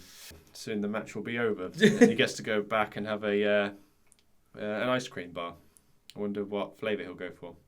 Maybe Raspberry Ripple H. There we go. I wondered where you were going with it. I wonder if he's going to go and pop a Pimple H. That's a stretch. Yeah. There you go. There it is. There's the... That's not a figure 4. It's not an Indian deathlock. But Nash's legs are through the ladder. Crowd are wooing. What are you wooing for? It's a figure 4. It's not. It's kind of a figure 4. No, it's like a figure 7, if anything. What? So is this pin or submission? I wasn't listening to the rules. Yes, it's pin or submission, but You have to get the sledgehammer no, first. you don't. They don't say you have to, but they say whoever grabs it is the only one who can use it. It's an on a pole match, Right, okay. basically. Flapjacks a ladder onto Nash. It would have been so much better if he'd done a suplex, but put his arm over it first. Stalling suplex on the ladder, but not how you think. Pedigrees the ladder onto him. Pretends to pick up the arms and everything. Yeah, just drops the ladder. Shit. Oh my god. Triple H doing his flare flop, essentially, that's what it was. Where he just launches himself. Yeah, but there was a into ladder in the corner as well, so he hits the ladder on the way out. Fuck that. Jesus. How's your Hipple H? Oh, he didn't even put his hands up. Oh, he got him right in the head. Ladder straight in Triple H's head. He's just done it and gone. One of them's trying to use serious voice. Is that the King? And Michael Cole's like, no, not yet. Not yet. Oh, they're trying to sell the story, aren't they? No one cares. Was there something... I'm trying to remember what happened. Like, Kevin Nash sent a text to himself off... This is foreign to me. Entirely foreign. It's how they explained the whole CM Punk Triple H thing. I'm pretty sure that there was something to do with a text message that I can't... Not a clue, I'm afraid. Oh, that was... He almost dropped him rather than giving him a sidewalk slam. It's then. because he's so wide. Yeah. He's just like, oh my God. Thickle H. I got nothing. I've literally got nothing. I'm waiting for him to come naturally at that point. Yeah. I'm not forcing him. What is he doing with that ladder? Why are you putting it there? Oh, he's... No. Oh, there's too much space between the ladder and the rope. It's a toss. Oh, He's God. giving him a nice toss. No. Why are you holding the ladder? Because otherwise it's going to go fucking flying. Oh, Jesus. Eesh. See, trying to think of some of Nash's moves, why not put it on the top? Snake Eyes. That's a Nash signature, isn't it? Goes all the way back to his Vinny Vegas days. Nice. Yeah. Now we've got serious voice going on. We haven't even seen a chack knife. Chack knife. That's what I said. A chack A knife. chack knife. Oh yeah, they are, aren't they? Oh my God, this is serious now because Triple H might be dead. they're using weapons in this ladder match. How dare they? They're actually using ladders. Nash makes me piss myself here. He gingerly puts down the monitors on the table. He doesn't throw them. He He gets the top. Fuck the top and this monitor, which I'm gonna. I don't want to make the place look untidy. I just started getting paid again. I don't want to start trashing the place. There we go. Here's your jackknife. Oh, never mind. As he went over the table, I heard someone in the crowd do like the Nelson Muntz from The Simpsons.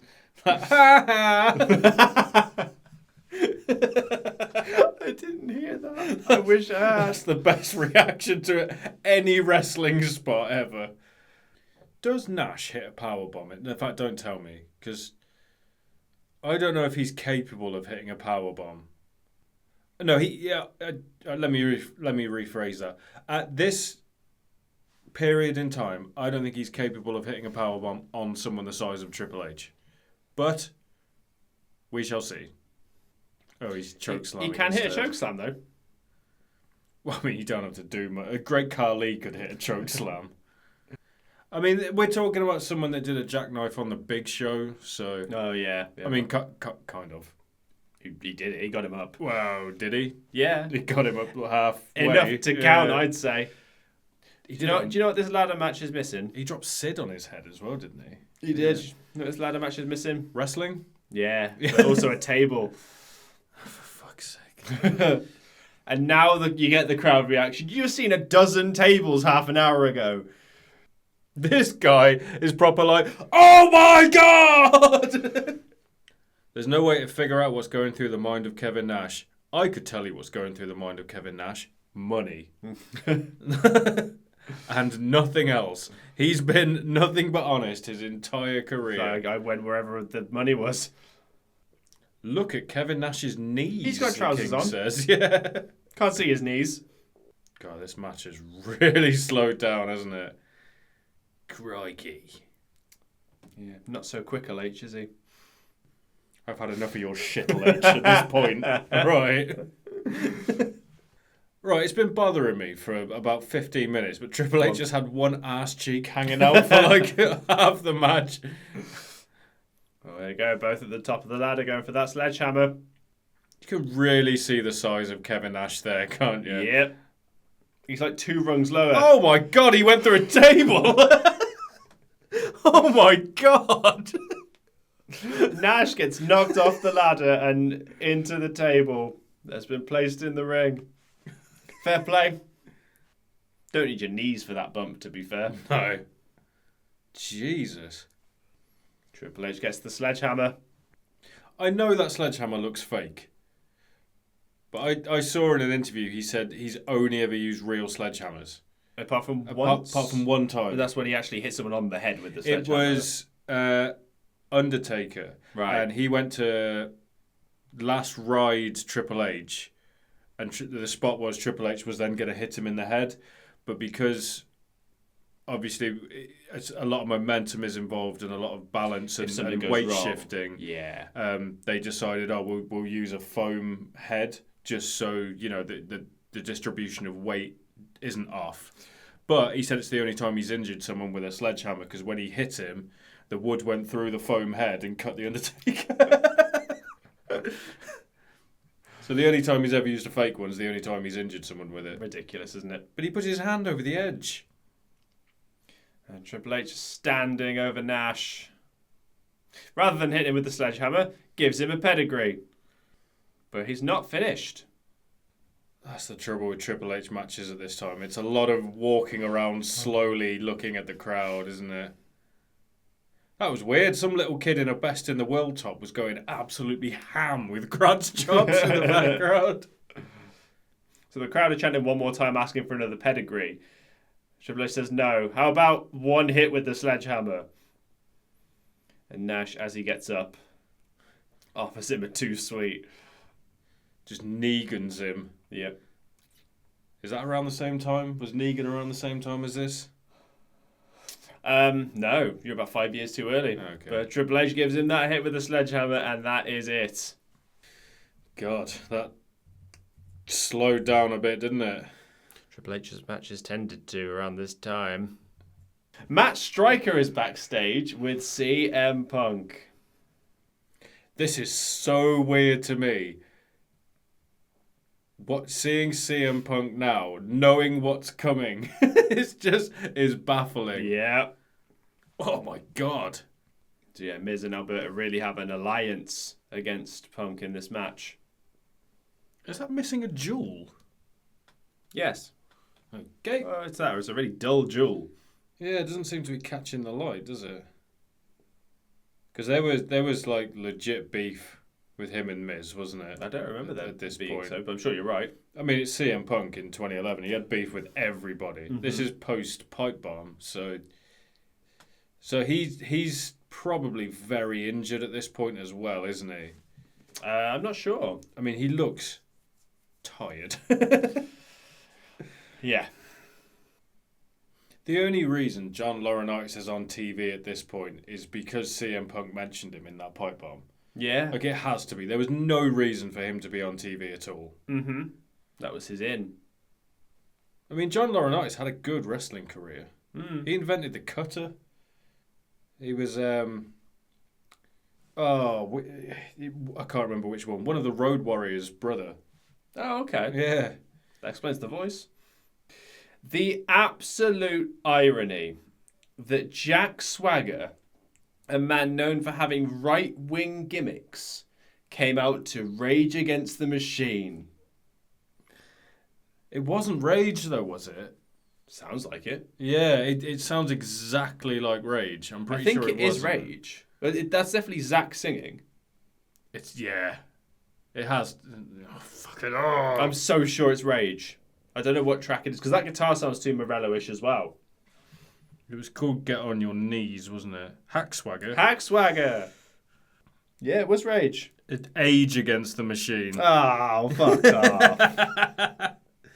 Who the fuck is Age Against... Oh, what's going on here? Fuck off. Ridiculous. Yeah, Age... That sounds way too much like Zach for it not to be Zach. Sheamus' best theme?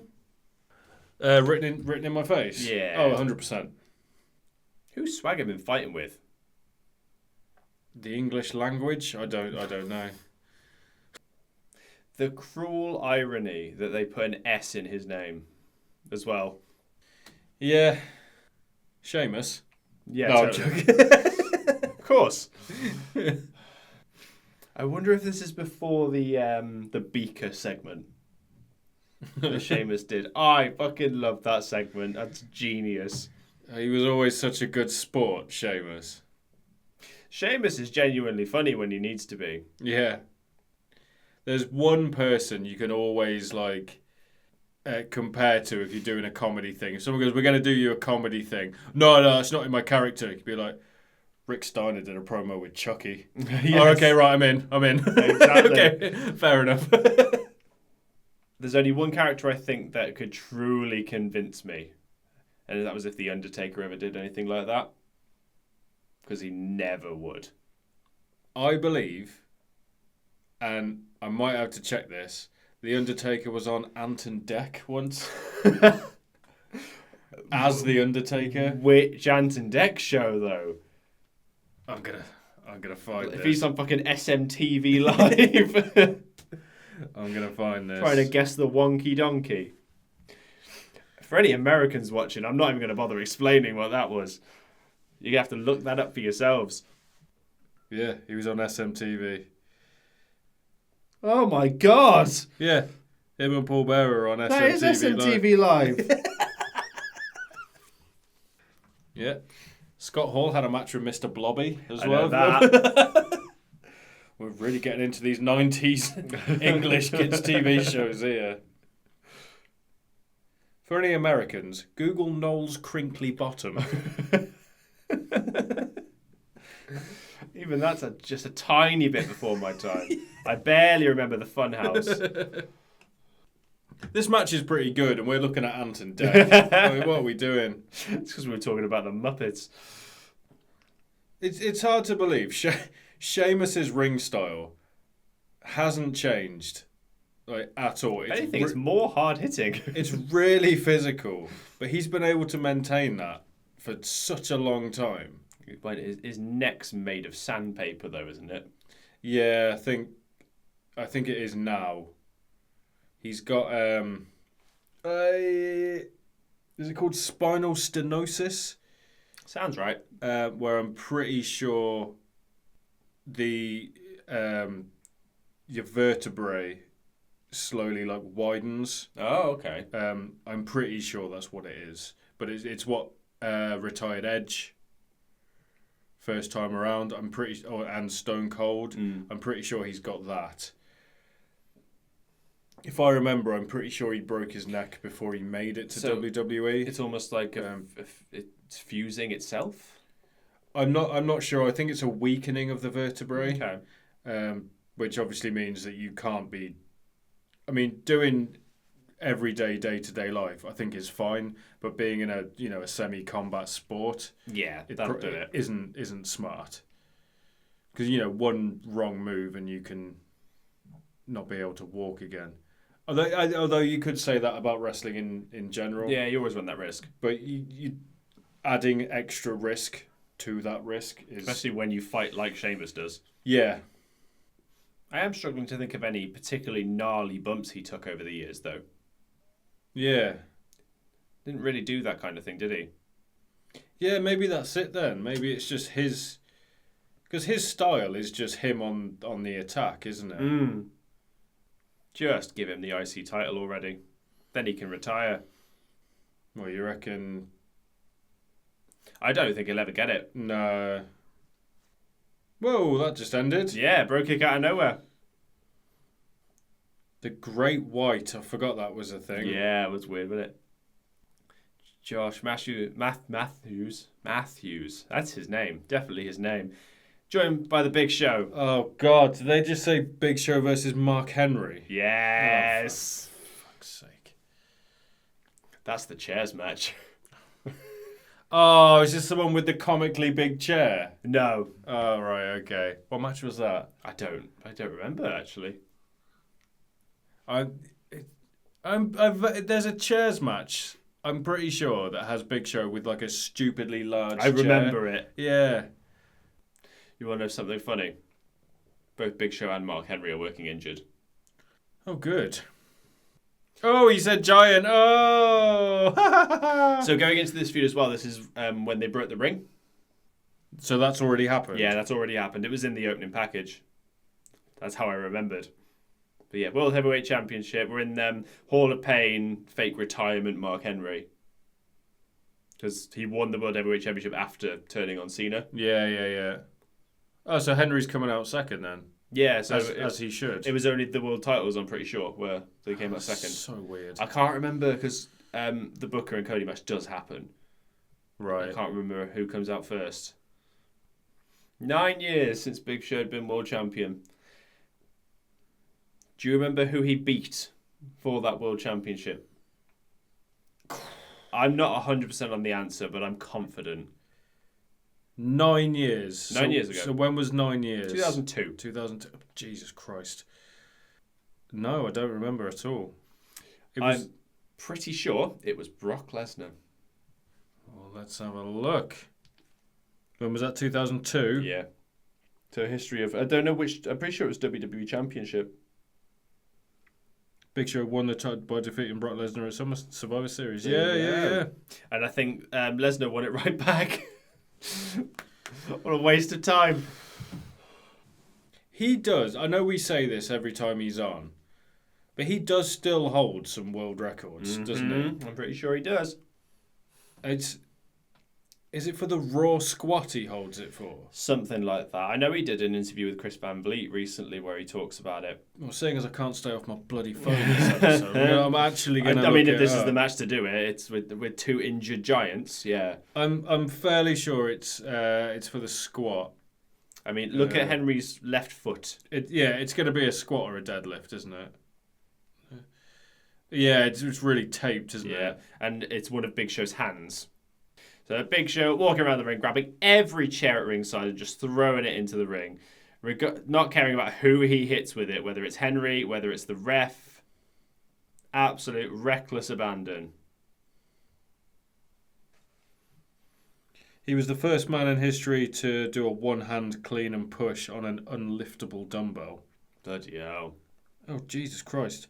It was 78 kilos, but the diameter was like 6 centimeters. Yep. So it's like trying to pick fucking hell. Like that? That's about... Yeah. Oh, man. For the record, 78 kilograms is about what I weigh. Yeah, I was going to say, it's like picking us up. With one hand. Yeah, squat. He did a drug-tested world record.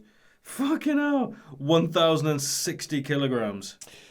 2,300 pounds. That's a ton. Oh my God. I'm pretty sure that's a ton. I mean, look at him. Yeah, he's built for like squats and deads, Definitely. isn't he? Like, because he's not the tallest either, so the centre of gravity helps. Imagine just putting a ton on your back. I wonder if there's video of him doing it. Probably. No, I'm not going to. No. Don't get me wrong, Jack. This match is shit, but we need to watch it. Yeah. Has there ever been an exciting Mark Henry match? You yawned while asking the question, so I think that settles already it. bored of the answer. They're chairing each other. They're doing the swashbuckling, like, however, fighting with the chairs. However, Big Show has a bad hand, so the vibrations from that impact have really affected him. I'm trying to think of like good Mark Henry matches. I think there's passable Mark Henry matches. His match with Undertaker was passable. The casket match at WrestleMania. Yeah. We saw him in a match with D'Lo. Yep. That was okay. I'm going to remind you that you mentioned that in a moment. In a moment. D'Lo Brown? That specific match. Okay, I don't remember anything about it. I'll remind you, don't you worry. Oh! No, he doesn't do what I think he does. Kind of. Really? Wow, it depends what you think he does.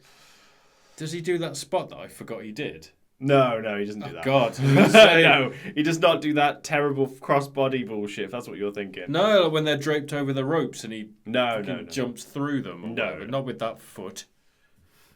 A very bad case of foot that Mark Henry's got. Oh, well. So, Mark Henry tries to leave and stop the match from happening, which is exactly what he did to D'Lo. Oh, for God's sake. So that's two of not many Mark Henry matches we've covered where he's tried to stop the match from happening. In fact, they might be the only two. The other one is the Elimination Chamber where everything falls apart. Oh. I think it's just those three. Big Show gives Mark Henry a WMD. I don't think it's called the WMD at this point, but that's what it is because Cole just calls it a right hand. It was the knockout punch, wasn't it? WSM versus WMD. That was what made me think of it. And Big Show is the new World Heavyweight Champion. Well, it was mercifully short. We'll give it that.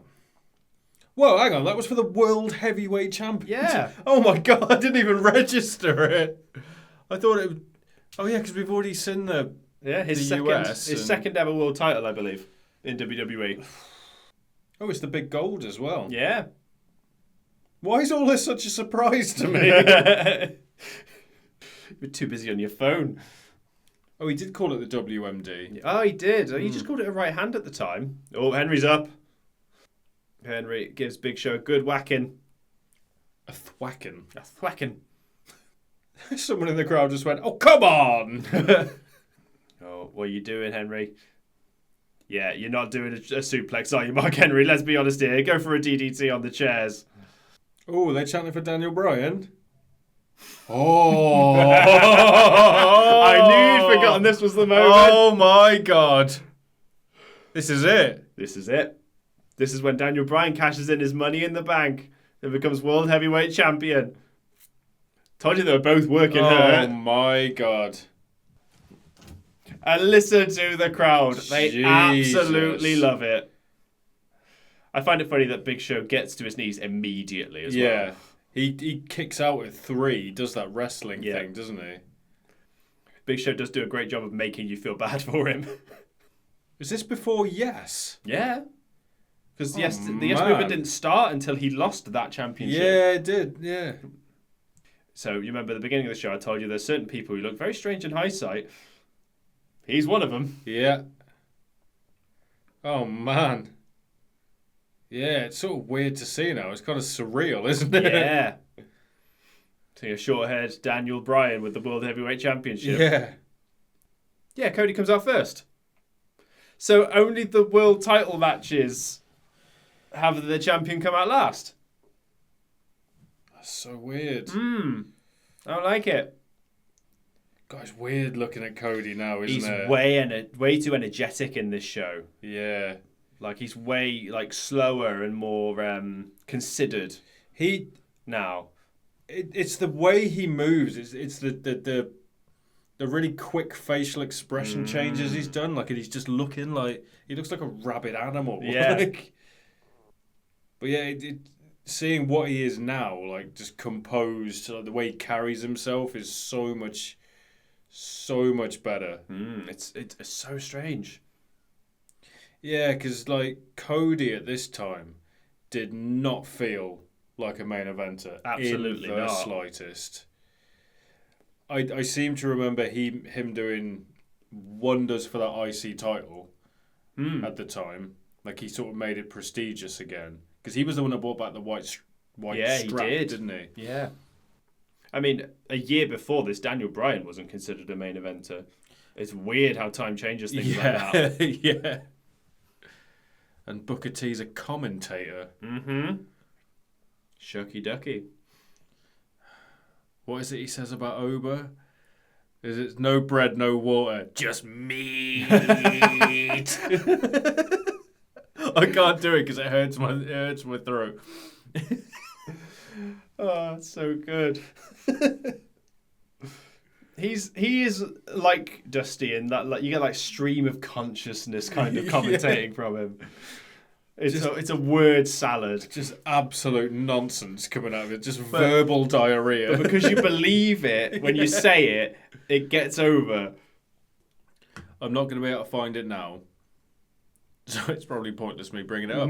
But I found someone had translated Dusty's Hard Times promo into like Gen Z language. Oh no! And it was horrible. It was about not having the Riz and stuff. It was horrible. I'll try my best to find it again. But it was rank. Is there a mention of a toilet of some kind? It was yeah, I'll try and find it. I'll send it to you later. Yeah. We have so few Gen Z watchers, I'm not concerned. That guy went for a high five and Booker turned away and he went, ah. I feel like Cody won that belt from Big Show. In that tables match. Oh, mate. Yeah, because Show beat Cody at WrestleMania, didn't he? Because it was to give him a WrestleMania moment for the IC. I'm pretty sure it was for the IC. Yeah, and then Cody won it back like the next night. But I just remember that tables match because of that ridiculous spot. Oh, is that when he steps through the table? Yeah. Yeah, I'm pretty sure they just gave Show a WrestleMania moment.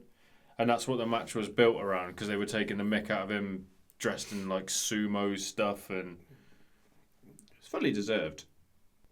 Yeah, it should have happened ages ago, but trying to think through his previous WrestleMania matches. He was a part of that Fatal 4-Way at WrestleMania 2000. I mean, he was the first ever Andre the Giant Battle Royal winner. Yeah, he faced Akibono. It was Akibono, wasn't it? That name sounds very familiar, yeah. He faced Floyd Mayweather. Yeah, this is what I mean. Like, just... But that's the trouble with looking like the Big Show. You're a special attraction. I'm surprised. I'm hoping I've got this right. I'm surprised he never faced The Undertaker. There's a few people that didn't and should have. Jericho? Kurt Angle. Yeah. Wait. No, never did. Not at Mania. Really? Mm-hmm. Oh, man. I think if I think hard enough, I think I can name them all. But all right, let's do this. Okay. This Cody match is great. I'd like them in order, please. Reverse order. Whatever order you like. I prefer reverse order. Okay. AJ Styles. Hang on. Well, I know AJ Styles is right. Hang on. I could tell you the first. And I know. And then I could tell you... I could probably get about 4 in, I think, before I lost it. I'm going to have to go back. I could probably guess them all. Guessing them in order, that's a task. Yeah. Oh, fuck it. We'll figure it out. Right. Okay. AJ Styles. Yep. Don't think he was at 35. So, John Cena. Mm-hmm. Roman Reigns. 33. Yep. Shane McMahon. That happened, yeah. Yeah, that happened. 31 was Bray Wyatt. Yeah. Brock Lesnar. Yeah. CM Punk. Yeah. Triple H. Yeah. Triple H. Yeah. Shawn Michaels at 26. Yeah. Shawn Michaels at 25. Oh my god. We're going into the fucking house show things here. Yeah, yeah. So Shawn Michaels 25. Oh, he's in pain. Yeah, because he's been attacked twice. But he powers through and gives us a spinneroonie. Oy. Takes a moment, though. Edge at 24. Yep. Batista at 23. Yeah. Randy Orton at 22. Nope. No. Mark Henry at 22. Yeah. Randy Orton at 21. Yeah. That's where I got messed up. Kane at 20. Yeah. 19. Oh, I'm going to mix 19 and 18 up. 19. Oh. If I gave you... Was that the handicap match? Yeah, that was the handicap match. Yep. That was A-Train and Big Show. Yep. Oh, I was wrong. Big Show did face him. There we go. 18 was Ric Flair. Yep. 17 was Triple H. Yeah. 16 was no, it wasn't the Fatal 4-Way. He wasn't in that. Oh, who did he face at WrestleMania 2000? He wasn't at 2000. Oh, then it's Big Boss Man then. Yep. At 15. I didn't remember he wasn't at 2000. 14 was Kane. Mm-hmm. 13 was Sid. Yep. Now we're going to struggle. Woo! You only got 5 more, man. Come on. 5? I thought we started at 10. I thought we started at WrestleMania 10. Well, you got 5 left here. Jesus, okay. 12 was... not Gonzalez. He was 11. Okay. They've been on this card. Nash? Yep. Really? Diesel. Diesel. Diesel, Yeah, yeah. 95, isn't it? Yeah, Gonzalez at 11. No. Yeah, this is where I've got nothing, because I know who his first opponent was, same as you. I reckon. Is that WrestleMania 8? I reckon out of all of them, you ain't going to get this one. What, 11? Yeah. Yokozuna. X1. What's X1? Is that It's 11? 11. Yeah. Yokozuna. Nope. I don't know if you faced Yokozuna. Nope. Yes. I can't even give you any clues No. to this without giving it away. If I told you, if you were to go through Matthew Broderick films, what films would you choose? Lion King. Right. Godzilla. And Godzilla's main opponent was... Oh! Yeah, I forgot he faced King Kong Bundy. There you go. I honestly forgot he faced King Kong Bundy. WrestleMania 10. See, I know the first one. I'm just working backwards. I've got 2 left, 3 left? What's 1X? 9. He wasn't at 10 then. Oh, okay. And so I've got 2 left. 3 left. 3 left? Fuck me. You've already mentioned him. Oh, Gonzalez. Yeah. So you got 2 more. I don't know 8. Obviously, I know 7. Very famous. Number 7. Go on, who was first then? It was Jake the Snake. He was the first one. Nope. I thought that was the start of the streak. Nope. I thought... Okay, so Jake the Snake was 8. Jake, yeah. And then you got the first. Fuck was number 7? Oh my god. Oh my god. I was so sure Jake the Snake was his first WrestleMania opponent. Was he the Undertaker? Yeah. Yeah. You got me second guessing now, man. WrestleMania 7. Yeah. I was... That's what you get. Oh, yeah. I was so sure Jake was first. Yeah. I did not think it was Snooker. There you go. Mad. That's a lot of opponents to remember. I did worse than I thought I would. Yeah, fair play. So you were one off. One off from that, and I was one off from the WCW. What really like tripped me up there is I was sure 35 was the only one he had missed in the whole streak. No, he's missed a few. It looked like. But he missed 2000 and he missed 11. 10. Ugh. They made the lights into little 6-sided stars for him. This was pre-clobbering time as well. That's weird. So Punk saying earlier in his promo that luck is for losers. So he walks under one of the ladders just to prove the point. I didn't even make that. I just thought he was being stupid. Mm-hmm. God, it's hard to think of Punk being that athletic. Give he him- just jumped right onto the top rope. Just put a mirror in front of him. Yeah. I heard he walks on every crack in the pavement. Walks over 3 drains. I think that's a British-only thing. Is it? I think so. Okay. Because they use manholes, don't they? AJ does this. If ever she does accidentally walk over 3 drains, if you say salt out loud, it cancels it out. Is that? Have you ever heard of that? No. Okay. I thought she was mad. Superstitions are ridiculous, though. I spill salt all the time. Nothing bad ever happened to me.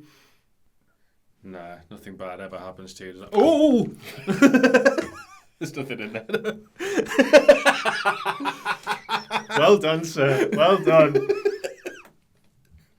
When we inevitably clip that, I'm going to put that in slow motion because that was a genuine reaction from me. I knew you were going to do something. I didn't think that was going to be it. What does that say on the back of Miz's tights? Be Miz. Be Miz. I'd rather not. Well, being married to Maurice can't be too bad.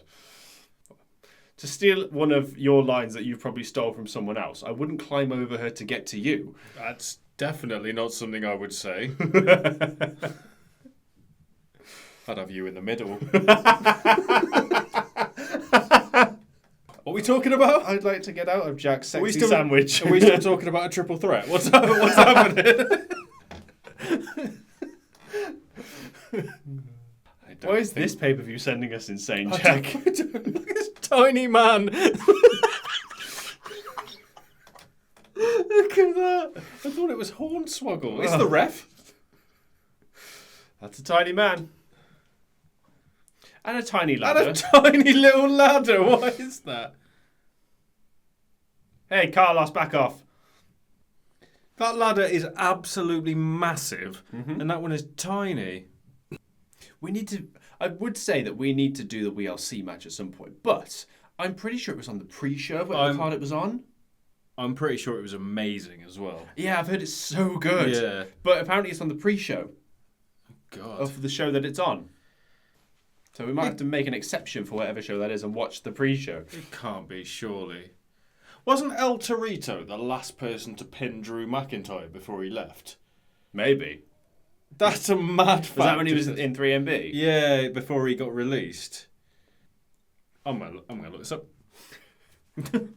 Because that's happening all the time now. We live here. I don't even know how to... Just look up Drew McIntyre on Cage Match. I think it'd be your best bet. Oh God, no, because he went to the Indies straight away, so I need to find out when he was... Then search Torito. And then you've got the timeline at least. ICW, so we're about here... June 2014 was when he left. I doubt they'll mention El Torito on his Wikipedia page. Well, you never know. Oh. When was it, sorry? June 2014 he left. Miz has just gave Punk an absolutely horrible back body drop onto a chair. Look at the chair. That's a nasty back body drop. Those chairs, like, because there's little bits of metal that stick out as well. Like, they're not... It wouldn't be a clean landing, would it? June 2014 was when he was released. El Torito defeats Drew McIntyre. Los Matadores That was a live event, and then he was released, then he went to Evolve. Yeah. So on TV... In a singles match. Yeah. On an episode of Raw. Mad. Oh, hang on, that's a live event as well. So the last televised was... Los Matadores versus 3MB, 3MB. but we don't know that Slater didn't take the pin. Yeah, that's it. I mean, yeah, last night on Raw, El Torito defeated... Yeah, so that's singles match. Yeah. Oh, yeah, I heard that somewhere. I'm pretty sure I heard McIntyre say it. Sounds in absolutely an unbelievable, doesn't it? It's just that just shows, like, he went from being the chosen one to being pinned by El Torito. To coming back and being kind of the chosen one again. Yeah. But who chose him? They. What paragon of virtue? That was such a good promo. Yeah, absolutely genius. Oh, he's whipping him like a scalded dog, as JR would say. Yeah, since he's not here, you might as well say it. He's grabbing that back. I'm pretty sure before he left, didn't he have that big lump on his back? The staph infection. Yeah. I don't know when that was timeline-wise, that's all. Obviously, I've heard the interview you've heard, but I don't know when it was. Because I think it was during the Ryback time, so I think we're not quite there yet. Oh, yeah. Because he looks absolutely over it. Mm-hmm. And this is just over 2 years before he left. That's mad. Is it 2 years? Oh, right. I thought it was 2011 he left. No, he left, I think it was... Oh, this is TLC, isn't it? Yeah. Didn't he leave in TLC? No, I think he left... I think he no-showed the Rumble. I feel like he no-showed the Royal Rumble. Yeah. Before WrestleMania 30. What was the event that he left? that he left at was the blowing a kiss thing. When was that? That was Money in the Bank 2011. Money in the Bank, yeah, right. That was 7 months before this. Yeah, okay, yeah, I thought, for some reason I had it in my head that was when he actually left. Yeah. Right. Okay, I'm getting my timeline way confused. Yeah, but Punk has been handcuffed to a ladder by old Carlos. I'm sticking with it, Jack. Carlos Santana. Cut that. Got a black and white woman. he's chained to it. Del Rio's climbing, and Punk just goes, ah! There you go. He kicks the ladder supports out, so he's free. The strut of that ladder, did he just say? Yeah. I don't know what else you would call it. Support? The fold? It's not like Lawler to use two-syllabled words. I know. Ladder. Puppies.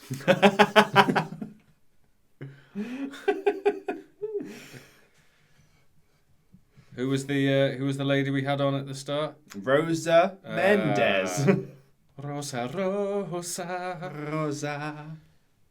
I couldn't tell you a single thing she did in her Rosa career. Mendez? Yeah, me either. I think that actually hurt him. Yeah, he started laughing. You then. motherfucker. It's like, right, okay. Oh, I wonder if these two tables perfectly balanced on the outside are going to come into play. What's B-Miz supposed to be? I don't know. Is that like a play on words? Because I can't figure out what it's supposed to... No, I think it's like you should want to be like me. That's literally all it is. Right, okay. Because that's his surname, isn't it? Mizanin. Mizanin? Yeah. Mike Mizanin, right? Oh my god. There you go. Punk goes through the table after getting a hell of a kick from Del Rio. I think Del Rio did that a lot, didn't he? Sort of step up Inseguri to someone... But he kicked sat on the rope, yeah. But he kind of had to because he had to get in between Punk and Miz. It was almost like a Pele kick. I mean... Or a punt. Yeah, he's a notable real-life asshole, by all accounts. But he was fairly decent in the ring, wasn't he? You don't get to where he got to without being very good at it. Really good heel. Had some ill-fated face turns, if I remember. You talk about people who are geared for being faces and heels. Del Rio cannot be a face. Yeah. It just doesn't work. Same with Miz. I mean, it very recently was a face. Didn't last very long. I think it's... It was only fairly recently he started getting his flowers, really, the Miz. Wasn't it? Where people sort of started going... Actually, yeah, you have been around for a long time. I don't know. You have done a lot. I think that Talking Smack promo did it. I think, yeah. But that was 8 years ago, Jack. Yeah, there was some good points brought up in that, wasn't there? Where Daniel Bryan said, well, you wrestle like you're scared to get hit. And he said, well, I can still wrestle. He wrestled safe. Yeah. That was it. Like, it was too careful and cowardly. That was the word that set him off. Well, he said, I'm still doing it, though. Like, you're the ones that's been told that you can't. And it was, like, really good points by both sides. And they didn't know that was coming. Yeah. Well, yeah, Miz, it was completely off the cuff, everything Miz said. I think he actually said that, you want to wrestle so bad, go back to the bingo halls. Yeah. Yeah, it was a hell of a promo, though. Especially off the cuff. To go from, like, shoot... and then turn it back to real life because he started incorporating he is the Intercontinental Champion in the end. It wasn't just two people having an argument. It was two people having an argument, and then it was that's because I'm the Intercontinental Champion. It was so good. Yeah, I mean Bryan had to walk away. Yeah. And Miz carried on with his tirade. Yeah, you don't see much of that anymore. I don't think he's selling there. That's ropes on the nuts are never gonna. You're not gonna need to sell, are you? Yeah, there's a really, really small margin of error that you're allowed when you're doing that. You've got to take a minute to compose yourself. I've just realised something. I think I have 2 of the same tattoos as CM Punk. Go on. And one of them I've only just seen. One of them I've had covered up. I had the Bouncing Souls logo tattooed on my wrist. Oh, okay. And he's got it on his arm, I think. But on the top of his shoulder, he's got the Minor Threat sheep. Right. I have that. I have that on my leg. That if I said their name, they'd fucking kill me. I guarantee Punk has a Descendants one as well. I fairly recently had a Descendants one. Ooh. If I'm not mistaken from earlier, you are wearing a Bouncing Souls t-shirt under that Christmassy jumper. I am, yeah. I love the Bouncing Souls. I love Minor Threat. I love the Descendants. Yeah, you can probably see a theme going here. I'm almost positive as well. I've seen an Operation Ivy tattoo on Punk somewhere. I think it's on his calf that you can't see because of his boots. That is the only band you've listed I'm not familiar with. Sort of like really early ska punk. Yeah, the Minor Threat sheep I had tattooed. It was a friend of mine who is a very accomplished tattooist now. It was his very first tattoo, and we were absolutely shit-faced drunk when we did it. And if I ever mentioned his name or showed anyone, it'd kill me. Understandable. I quite like the irony of obviously Minor Threat are a straight edge band. Right. Tattooing a straight edge tattoo when we were blind drunk, I think it's. And Punk has been handcuffed again, but this time to the turnbuckle. I remember Punk saying in an interview once he hates ladder matches and multi-person ladder matches specifically because there's so much going on and there's so much to injure yourself with and just little like cuts and knocks that you don't think about. Miz has got a swollen eye. Mm-hmm. There's like bruising and cuts on the back of like Punk's legs and things. Like it's just it just makes you realise. Yeah.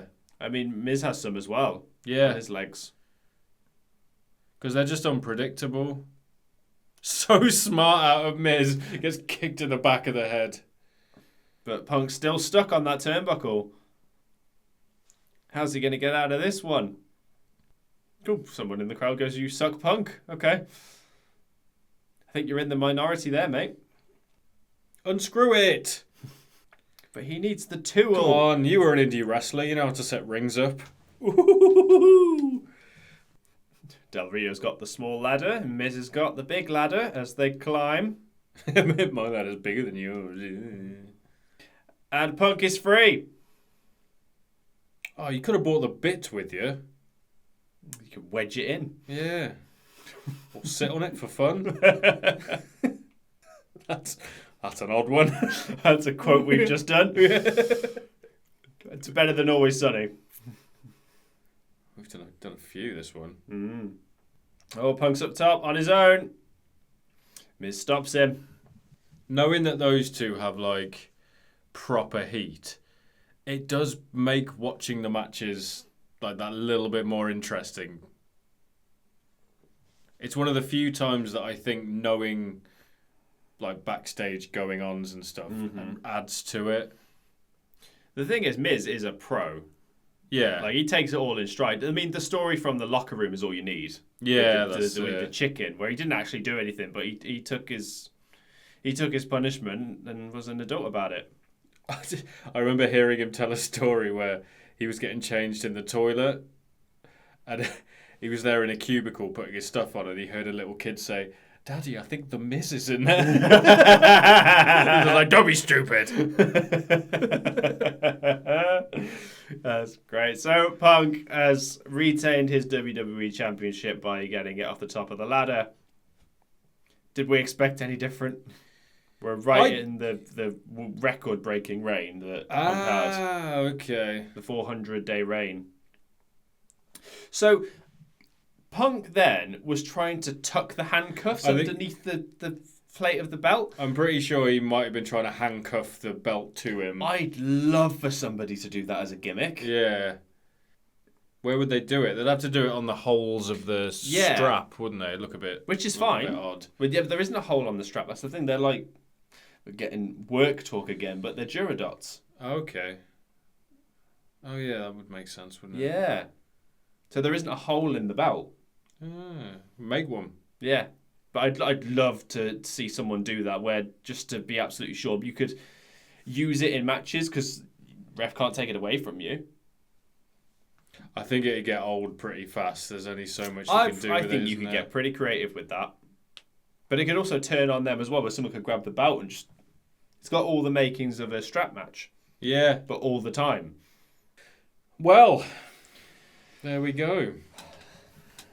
As we approach the Christmas season, we got this as a present. Did you like it? It was okay. It wasn't the worst thing we've ever watched. Better than I was expecting it to be. Yeah. I didn't know the Daniel Bryan thing happened when I watched it the first time either. Yeah, so I was very pleasantly surprised. That was a good surprise. And then a bunch of standard matches, really. No standouts. Nothing god-awful. It's weird going back in time and seeing semi-modern wrestling and just seeing how far some people have come. Like Cody, Bryan, and Punk are the three, really, I think. Yeah. I mean, CM Punk is still at the same level, arguably more now. Yeah. There we go. That was TLC 2011. Thank you very much for watching us or listening to us talk over TLC 2011. Give us a like, a follow, a subscribe. Comment, let us know what you thought of the episode and what other episodes you'd like us to do in the future. Until next time. Bye.